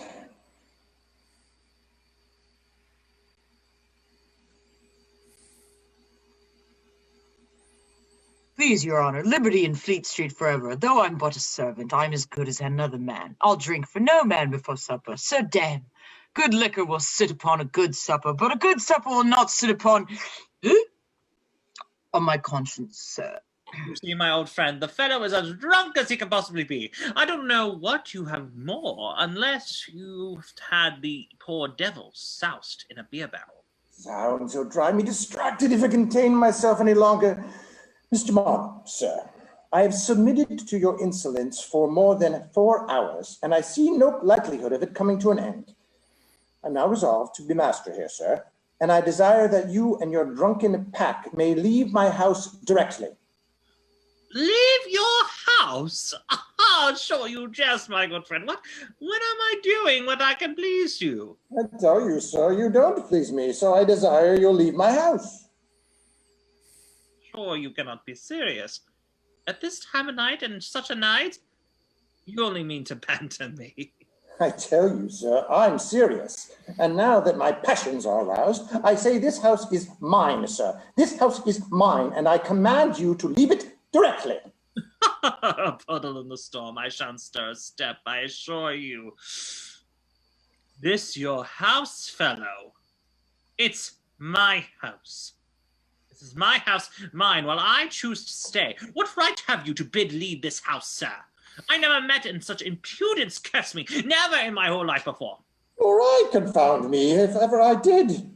Come to my house to call for what he likes, to turn me out of my own chair, to insult my family, to order his servants to get drunk, and then to tell me this is my house. By all that's impudent, it makes me laugh. Pray, sir, as you take the house, what think you of taking the rest of the furniture? There's a pair of silver candlesticks, and there's a fire screen, and there's a pair of brazen-nosed bellows. Perhaps you may take a fancy to them. Bring me your bill, sir. Bring me your bill, and let's not make no words about it. There's a son of Prince, too. What think you of Rake's progress for your own apartment? Bring me your own bill, sir, I say, and I'll leave you in your infernal house directly. Then there's a mahogany table that you may see your face in. My bill, I say. Oh, I forgot the great chair that your own particular slumbers after a hearty meal. Sounds, bring me my bill, I say, and let's no more cod. Young man, from your father's letter to me, I was taught to expect a well-bred, modest man as a visitor here. But now I find him no better than a coxcomb and a bully. But he will be down here presently, and shall hear more of it. How's this? Sure, I have not mistaken the house. Everything looks like an inn. The servants cry, coming. The attendance is awkward. The barmaid, too, to attend us. But she's here and will further inform me whither so fast, child. A word with you. Let it be short, then. I'm in a hurry. I believe he begins to find out his mistake. But it's too soon quite to undeceive him. Pray, child, answer me one question. What are you, and what may your business in this house be? A relation of the family, sir. What a poor relation. Yes, sir. A poor relation, appointed to keep the keys and see them that the guests want nothing in my power to give them. This, that is, you act as a barmaid of this inn. Inn? Oh, what brought that in your head? One of the best families in the country keep an inn. Oh, Mr. Hardcastle's house, an inn. Mr. Hardcastle's house? This is Mr. Hardcastle's house, child. Ah, sure. Whose else should it be? So then all's out, and I have been damnably imposed on. Oh, confound my stupid head. I shall be laughed all over this whole town. I shall be stuck up in a caricatura in all the print shops. The Delissimo Macaroni. Oh, to mistake this house of all others for an inn, and my father's old friend for an innkeeper. What a swaggering puppy must be great for. What a silly puppy do I find myself. There again, may I be hanged, my dear, but I mistook you for the barmaid. Dear me. I'm sure there's nothing in my behavior to put me on a level with one of that stamp. Nothing, my dear, nothing, but I was in for a list of blunders and could not help making you a subscriber. My stupidity saw everything the way. I mistook your assiduity for assurance and your simplicity for allurement, and it's over. The house I no more show my face in. I hope, sir, I have done nothing to disoblige you. I'm sure I should be sorry to affront any gentlemen who have been so polite and said so many civil things to me. I'm sure I should be sorry if you left the family on my account. I'm sure I should be sorry if people said anything amiss, since I have no fortune but my character. Oh, by heaven, she weeps. This is the first mark of tenderness I have ever had from a modest woman, and it touches me. Excuse me, my lovely girl. You are the only part of the family I leave with reluctance. But to be plain with you, the difference of our birth, fortune, and education makes an honorable concession impossible. And I can never harbor a thought of seducing simplicity that trusted in my honor of bringing ruin upon one whose only fault was being too lovely. Generous man. I now begin to admire him. But I'm sure my family is as good as Miss Hardcastle's. And though I'm poor, it's no great misfortune to a contented mind. And until this moment, I never thought that it was bad to want fortune. And why now, my pretty simplicity? Because it puts me at a distance from one that, if I had £1,000, I would give it all to. The simplicity bewitches me so that if I stay, I'm undone. I must make one bold effort and leave her. You're partially in my favor, my dear, touches me most sensibly, and were I to live for myself alone, I could easily fix my choice. But I owe too much of the opinion of the world, too much of the authority of a father, so that I can scarcely speak. It affects me. Farewell,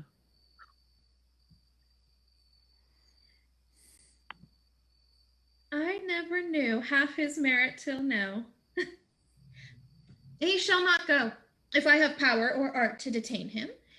I'll still preserve my character, in which I stoop to conquer, but will undeceive my papa, who perhaps may laugh him out of his resolution. Aye, you may steal for yourself the next time I have done my duty. That she has the jewels again, that's a sure thing. But she believes it was all a mistake of the servants. But my dear cousin, sure you won't forsake us in this distress. If she in the least suspects that I am going off, I shall certainly be locked up or sent to my Aunt Pettigrew's, which is 10 times worse. To be sure, aunts are all kinds of damned bad things. But what can I do? I have got you a horses that will fly like Whistlejacket, and I'm sure you can't say, but I have counted you nicely before her face. Here she comes. We must court a bit or two more, for she should suspect us. Well, I was greatly fluttered, to be sure, but my son tells me it was all a mistake of the servants. I shan't be easy, however, till they are fairly married, and then let her keep her own fortune. But what do I see, fondling together as I am alive? I never saw Tony so sprightly before. Ah, have I caught you, my pretty doves? What billing, exchanging stolen glances and broken murmurs? Oh. As for murmurs, mother, we grumble a little now and then, to be sure, but there's no love lost between us. A mere sprinkling, Tony, upon the flame, only to make it burn brighter. Cousin Tony promises to give us more of his company at home. Indeed, he shan't leave us any more. It won't leave us, Cousin Tony, will it? Oh, it is a pretty creature. No, I'd sooner leave my horse in a pound than leave you when you smile upon one so. Your laugh makes you so becoming. Oh, agreeable cousin. Who can help admiring that natural humor, that pleasant, broad, red, thoughtless? Oh, it's a bold face. Pretty innocence. I'm sure I have always loved Cousin Con's hazel eyes and her long, pretty fingers that she twists this way and that over the harpsichords like a parcel of bobbins. Oh, he would charm the bird from the tree. I was never so happy before. My boy takes after his father, poor Mr. Lumpkin, exactly. The jewels, my dear Con, shall be yours incontinently. You shall have them. Isn't he a sweet boy, my dear? You shall be married tomorrow, and we'll put off the rest of his education, like Dr. Drowsy's sermon, to a fitter opportunity. Where's the squire? I've got a letter for your worship. Give it to my mama. She reads all my letters first. I had orders to deliver it into your own hands. Who does it come from? Your worship must ask that of the letter itself. I could wish to know, though. Undone! Undone! A letter to him from Hastings. I know the hand. If my aunt sees it, we are ruined forever. I'll keep her employed a little if I can. But I have not told you, madam, of my cousin's smart answer just now to Mr. Marlowe. We so laughed. You must know, madam. This way a little, for he must not hear us. A damned cramp piece of penmanship as ever I saw in my life. I can read your printhead very well, but here are such handles and shanks and dashes that one can scarce tell the head from the tail. To Anthony Lumpkin, Esquire.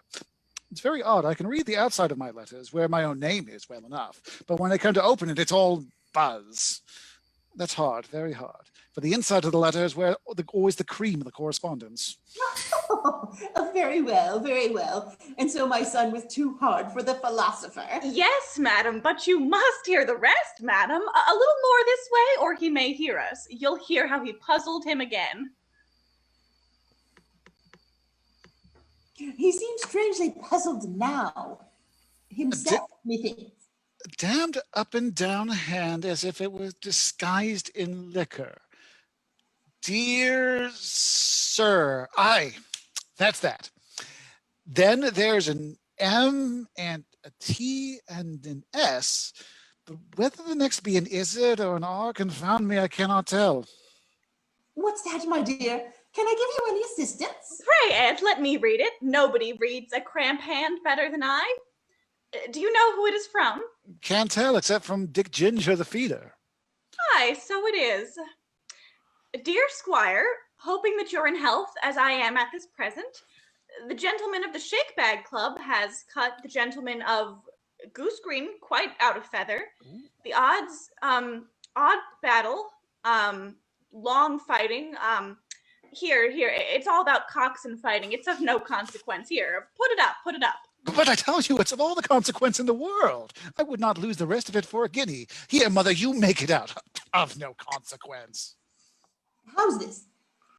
Dear Squire, I'm now waiting for Miss Neville with a post-chaise and pair at the bottom of the garden, but I find my horses yet unable to perform the journey. I expect you'll assist us with a pair of fresh horses as you promised. Dispatch is necessary as the hag, your mother, will otherwise suspect us. Your Hastings, grant me patience. I shall run distracted. My rage chokes me. I hope, madam, you'll suspend your resentment for a few moments and not impute to me any impertinence or sinister design that belongs to another.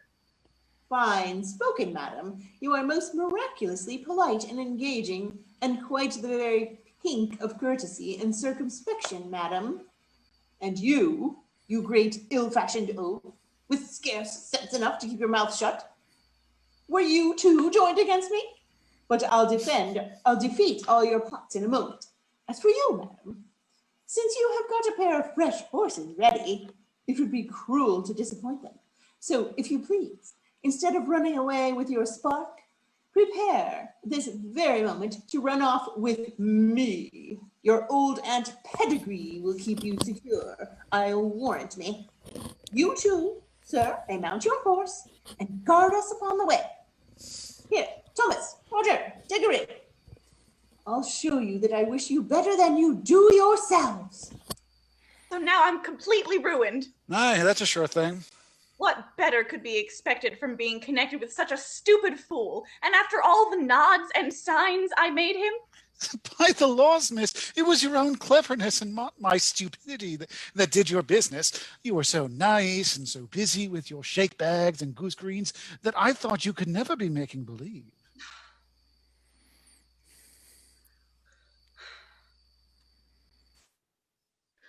So, sir, I find by my servant that you have shown my letter and betrayed us. Was this well done, young gentleman? Oh, here's another. Ask Miss there who betrayed you. Ecod, it was her doing, not mine.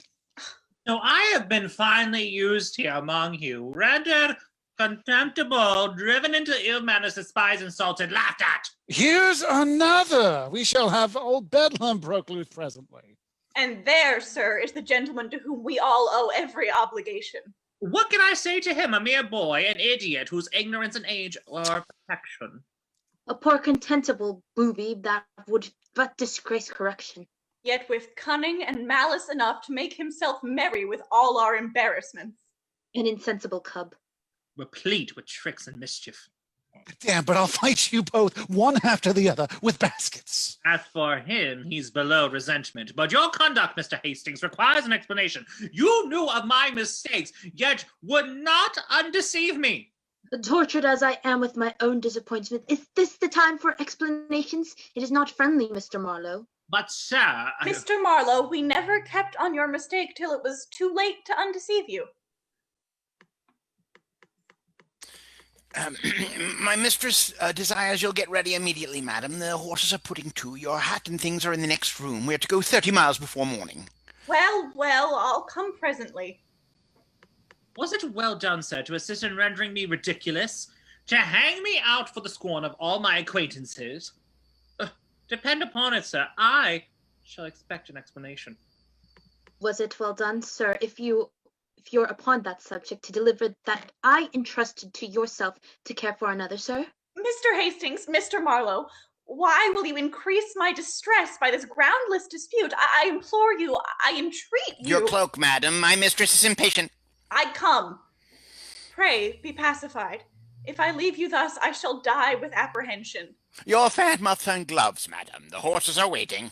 Oh, Mr. Marlowe, if you knew what a scene of constraint and ill nature lies before me, I'm sure it would convert your resentment into pity. I'm so distracted with a variety of passions that I don't know what I do.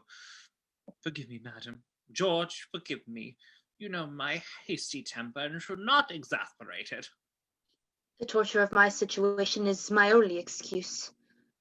Well, my dear Hastings, if you have that esteem for me that I think that I am sure you have, your constancy for 3 years will but increase the happiness of our future connection.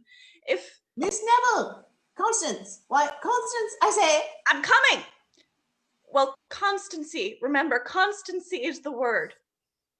My heart, how can I support this? To be so near happiness and such happiness. You see now, young gentleman, the effects of your folly. What might be amusement to you is here disappointment and even distress. God, I have hit it. It's here.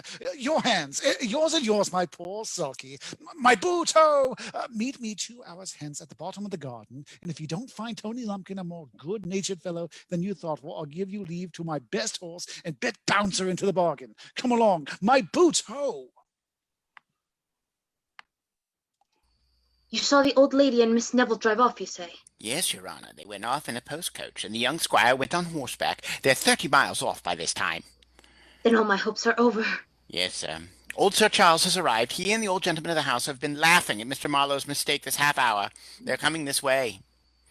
Then I must not be seen. So now to be my fruitless appointment at the bottom of the garden. This is about the time.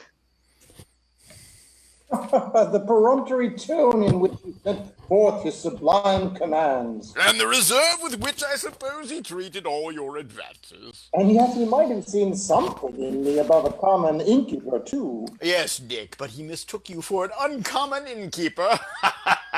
Well, I'm in a good spirit to think of anything but joy.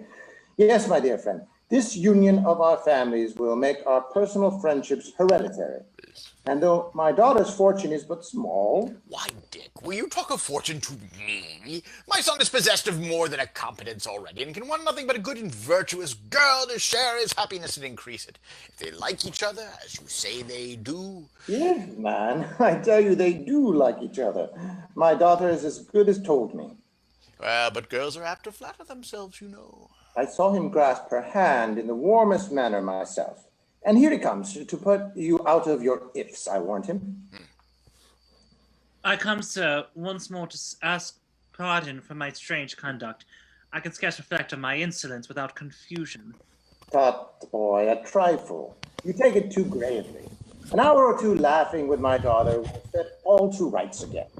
She never liked you the way. I shall be always proud of approbation. Approbation is but a cold word, Mr. Marlowe. If I am not deceived, you have something more than approbation thereabouts. You take me? Really, sir, I have not the happiness. Come, boy. I'm an old fellow and know what's what and well as you that are younger. I know what passed between you, but Mum. Sure, sir, nothing has passed between us but the most profound respect on my side and the most distant reserve on hers. You don't think, sir, that my impudence has been passed upon all the rest of the family? Impudence? No, I don't say that. Oh, not quite impudence. Although girls like to be played with and rumpled a little too sometimes, but she told me no tales, I assure you. I never gave her the slightest cause. Well, I like modesty in its place well enough, but this is overacting, young gentleman. You may be open. Your father and I will like you all the better for it.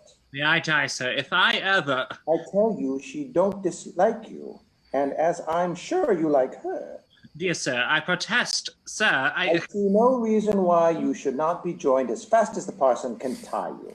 But hear me, sir, Your father approves the match. I admire it. Every moment's delay will do mischief, so... But why not hear me?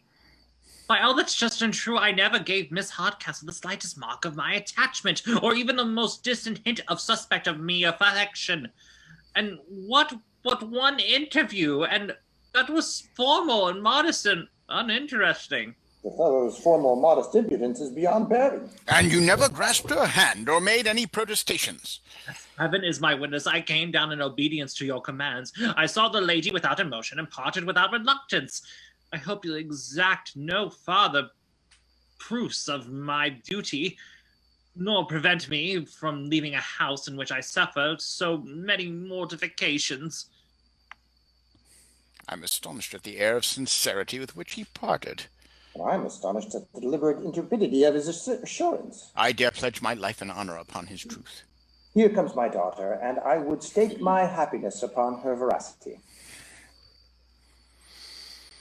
Kate, come hither, child. Answer us sincerely and without reserve. Has Mr. Marlowe made you any profession of love and affection? The question is very abrupt, sir.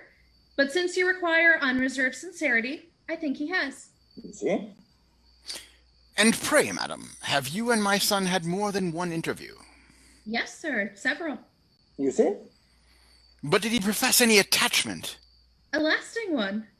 Did he talk of love? Much, sir. Amazing. And all this formally? Formally. Now, my friend, I hope you are satisfied. And how did he behave, madam? As most professed admirers do, said some civil things of my face, talked much of his want of merit and the greatness of mine, mentioned his heart, gave a short tragedy speech, and ended with pretended rapture. Now I'm perfectly convinced indeed. I know his conversation among women to be modest and submissive. This forward, canting, ranting manner by no means describes him, and I am confident he never sat for the picture. Then what, sir, if I should convince you to your face of my sincerity? If you and my papa, in about half an hour, will place yourselves behind that screen, you shall hear him declare his passion to me in person. Agreed. And if I find him what you describe, all my happiness in him must have at an end. And if you don't find him what I describe, I fear my happiness may never have a beginning.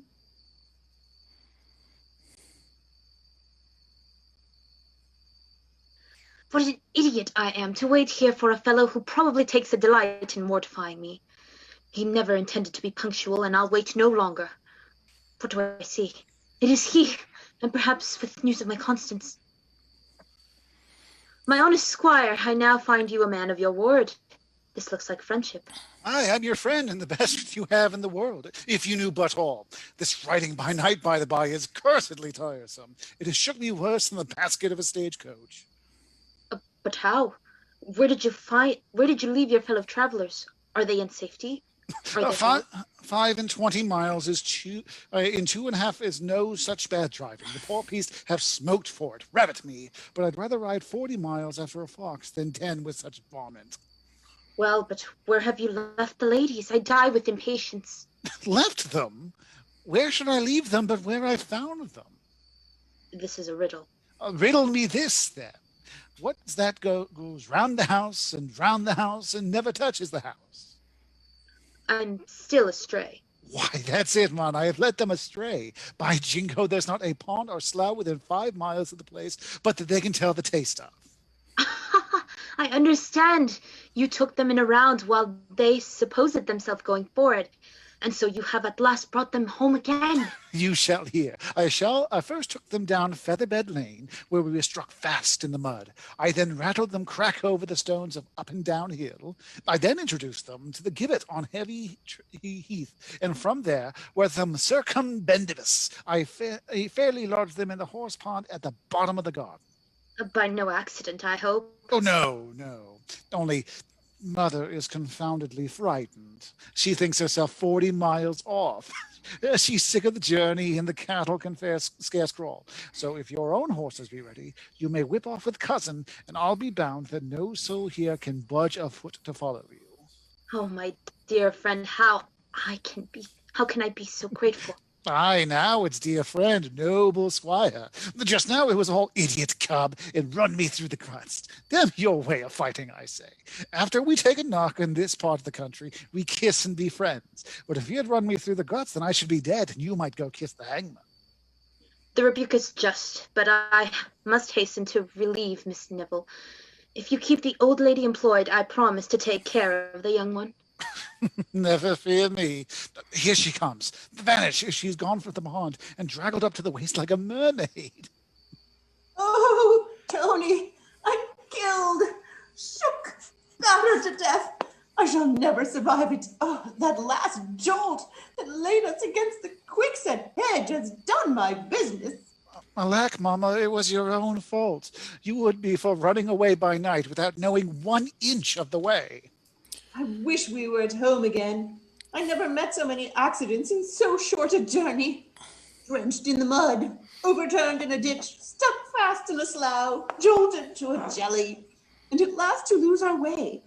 Whereabouts do you think we are, Tony? Oh, by my guess, we should be Crackskull Common, about 40 miles from home. Oh, Lud, the most notorious spot in all the country. We only want a robbery to make a complete night on it. Oh, don't be afraid, Mama, don't be afraid. 2 of the 5 that kept here are hanged, and the other 3 may not find us. Don't be afraid. Is that a man galloping behind us? No, it's only a tree. Don't be afraid. The fright will certainly kill me.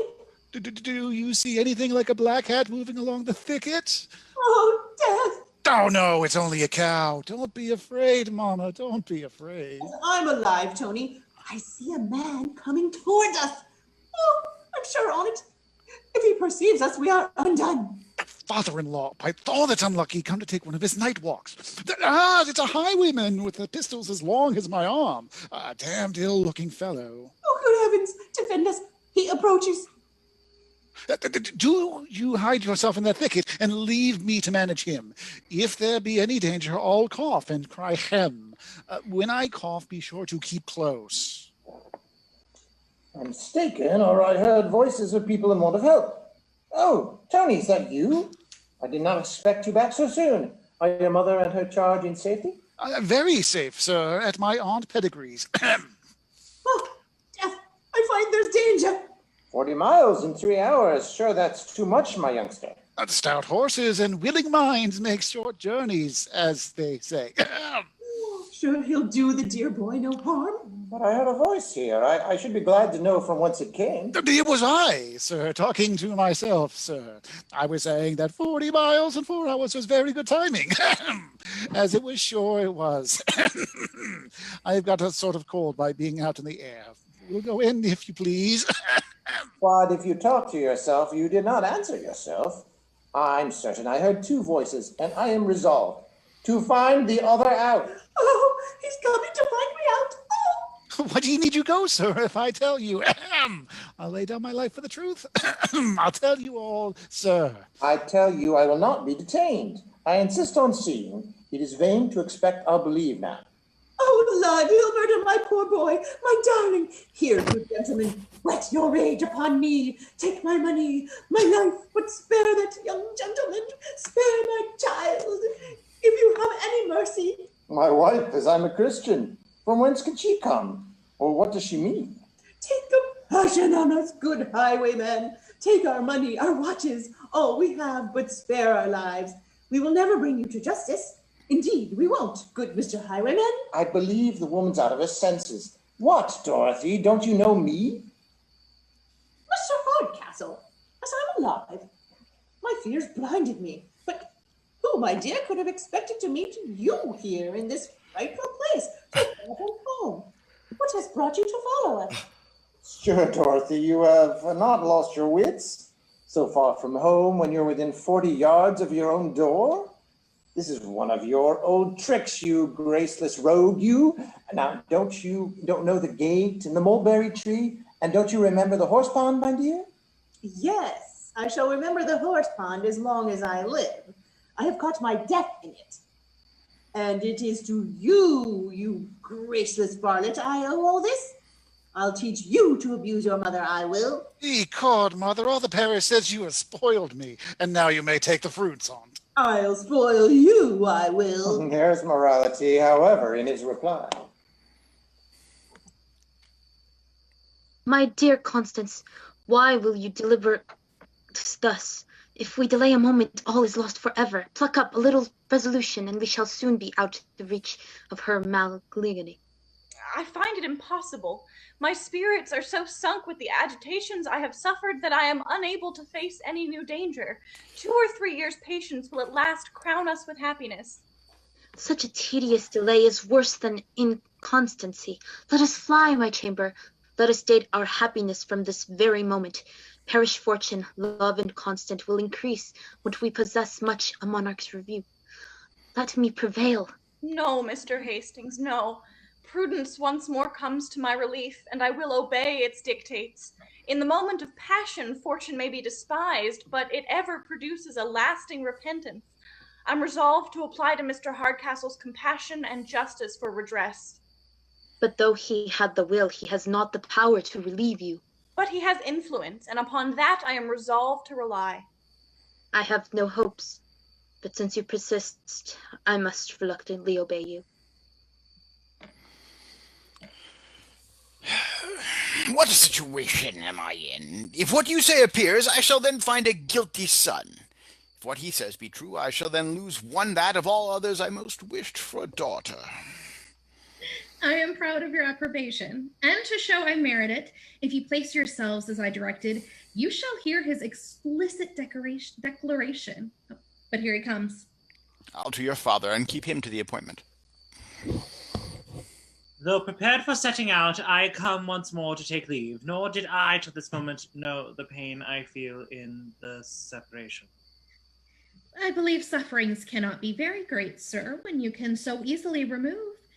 A day or two longer, perhaps, might lessen your uneasiness by showing a little value of what you now think proper to regret. This girl every moment improves upon me. It must not be, madam.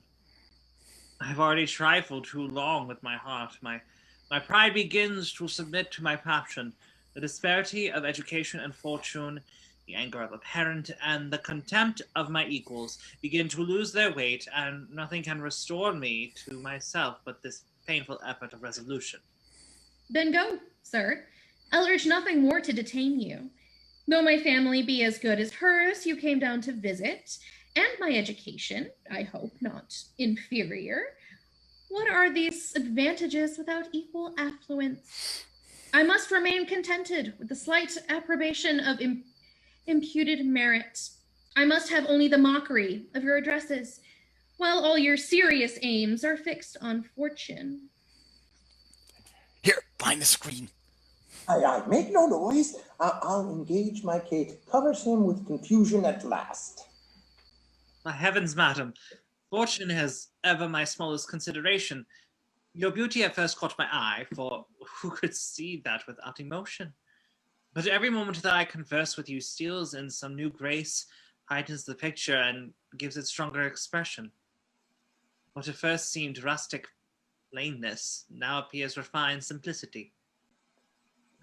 What seemed forward assurance now strikes me as the result of courageous innocence and conscious virtue. What can it mean? He amazes me! I told you how it would be. Now hush. I am now determined to stay, madam, and I have too good an opinion of my father's discernment when he sees you to doubt his approbation. No, Mr. Marlowe, I will not, cannot detain you. Do you think I could suffer a connection in which there is the smallest room for repentance? Do you think I would take the mean advantage of a transient passion to load you with confusion? Do you think I could ever relish that happiness which was acquired by lessening yours? Well, that's good. I can have no happiness but what's in your power to grant me. Nor shall I ever feel repentance, but in not having seen your merits before, I will stay even contrary to your wishes, and though you should persist to shun me, I will make my respectful assiduities atone for the levity of my past conduct. Sir, I must entreat you'll desist. As our acquaintance began, so let it end in indifference. I might have given an hour or two to levity, but seriously, Mr. Marlowe, do you think I could ever submit to a connection where I must appear mercenary and you imprudent? Do you think I could ever catch at the confident address of a secure admirer? Does this look like security? Does this look like confidence? No, madam. Every moment that shows me your merit only serves to increase my diffidence and confusion. Here, let me continue. I can hold it no longer. Charles, Charles, how hast thou deceived me? Is this your indifference? Your uninteresting conversation? Your cold contempt, your formal interview? What have you to say now? But I am all amazement. What can it mean? It means that you can say and unsay things at pleasure, that you can address a lady in private and deny it in public, that you have one story for us and another for my daughter. Daughter? This lady your daughter? Yes, sir, my only daughter, my Kate. Who else should she be? Oh, the devil. Yes, sir, that very identical, tall, squinting lady you were pleased to take me for. She that you addressed as the mild, modest, sentimental man of gravity, and the bold, forward, agreeable rattle of the ladies' club. Zounds, that's no bearing this. It's worse than death. And which of your characters, sir, will you give us leave to address you? As the faltering gentleman with looks on the ground that speaks just to be heard and hates hypocrisy? Or the loud, confident creature that keeps it up with Mrs. Mantrap and old Miss Biddy Buckskin till 3 a.m? Oh, curse on my noisy head. I never attempted to be impudent yet, but that I was not taken down. Oh, I must speak on. Ah, by the hand of my body you shall not. I see it was all a mistake, and I am rejoiced to find it. You shall not, sir, I tell you. I know she'll forgive you. Won't you forgive him, Kate? We'll all forgive you. Take courage, man. So, they're gone off. Let them go. I care not. Who's gone? My dutiful niece and her gentleman, Mr. Hastings from town. He who came down with our modest visitor here. My honest George Hastings, as worthy a fellow as lives, and the girl could not have made a more prudent choice. Well, then, by the hand of my body, I'm proud of the connection. Well, if he has taken away the lady, he has not taken away her fortune. That remains in his family to console us for her loss. Sure, Dorothy, you would not be so mercenary. Aye, that's my affair, not yours. But you know, if your son, when of age, refuses to marry his cousin, her whole fortune is then her own to disposal. Aha, but he's not of age, and she has not thought proper to wait for his refusal. What? returns- I begin not to like it. For my late attempt to fly off with your niece, let my present confusion be my punishment. We are now come back to appeal from your justice to your humanity. By her father's consent, I first paid her my addresses, and our passions were first founded in duty. Since his death, I have been obliged to stoop to dissimulation to avoid oppression. In an hour of levity, I was ready to give up my fortune to secure my choice. But I am now recovered from the delusion, and hope from your tenderness what has denied me from a nearer connection. This is all but the whining end of a modern novel. Be it what it will, I'm glad they're come back to reclaim their due. Come here then, Tony boy. Do you refuse this lady's hand, whom I now offer you? What signifies my refusing? You know I can't refuse her till I'm of age, father. While I thought concealing your age, boy, was likely to conduce to an improvement, I concurred with your mother's desire to keep it secret. But since I find she turns it to a wrong use, I must now declare you have been of age these 3 months. Of age? Am I of age, father? Above 3 months. Then you'll see the first use I make of my liberty. The witness all men by these presents that I, Anthony Lumpkin, Esquire, of blank place, refuse you, Constantia Neville, spinster of no place at all, for my true and lawful wife. So Constance Neville may marry whom she pleases, and Tony Lumpkin is his own man again. Oh, brave squire! My worthy friend. My undutiful offspring. Joy, my dear George, I give you joy sincerely, and could I prevail upon my little tyrant here to be less arbitrary, I should be the happiest man alive, if you would return me the favor. Come, madam, you are now driven to the very last scene of all your contrivances. I know you like him. I'm sure he loves you, and you must and shall have him. And I say to you, too, and Mr. Marlowe, if she makes as good a wife as she has a daughter, I don't believe you'll ever repent your bargain. So now to supper. Tomorrow we shall gather all the poor of the parish about us, and the mistakes of the night shall be crowned with a merry morning. So, boy, take her, and as you have been mistaken in the mistress, my wish is that you may never be mistaken in the wife.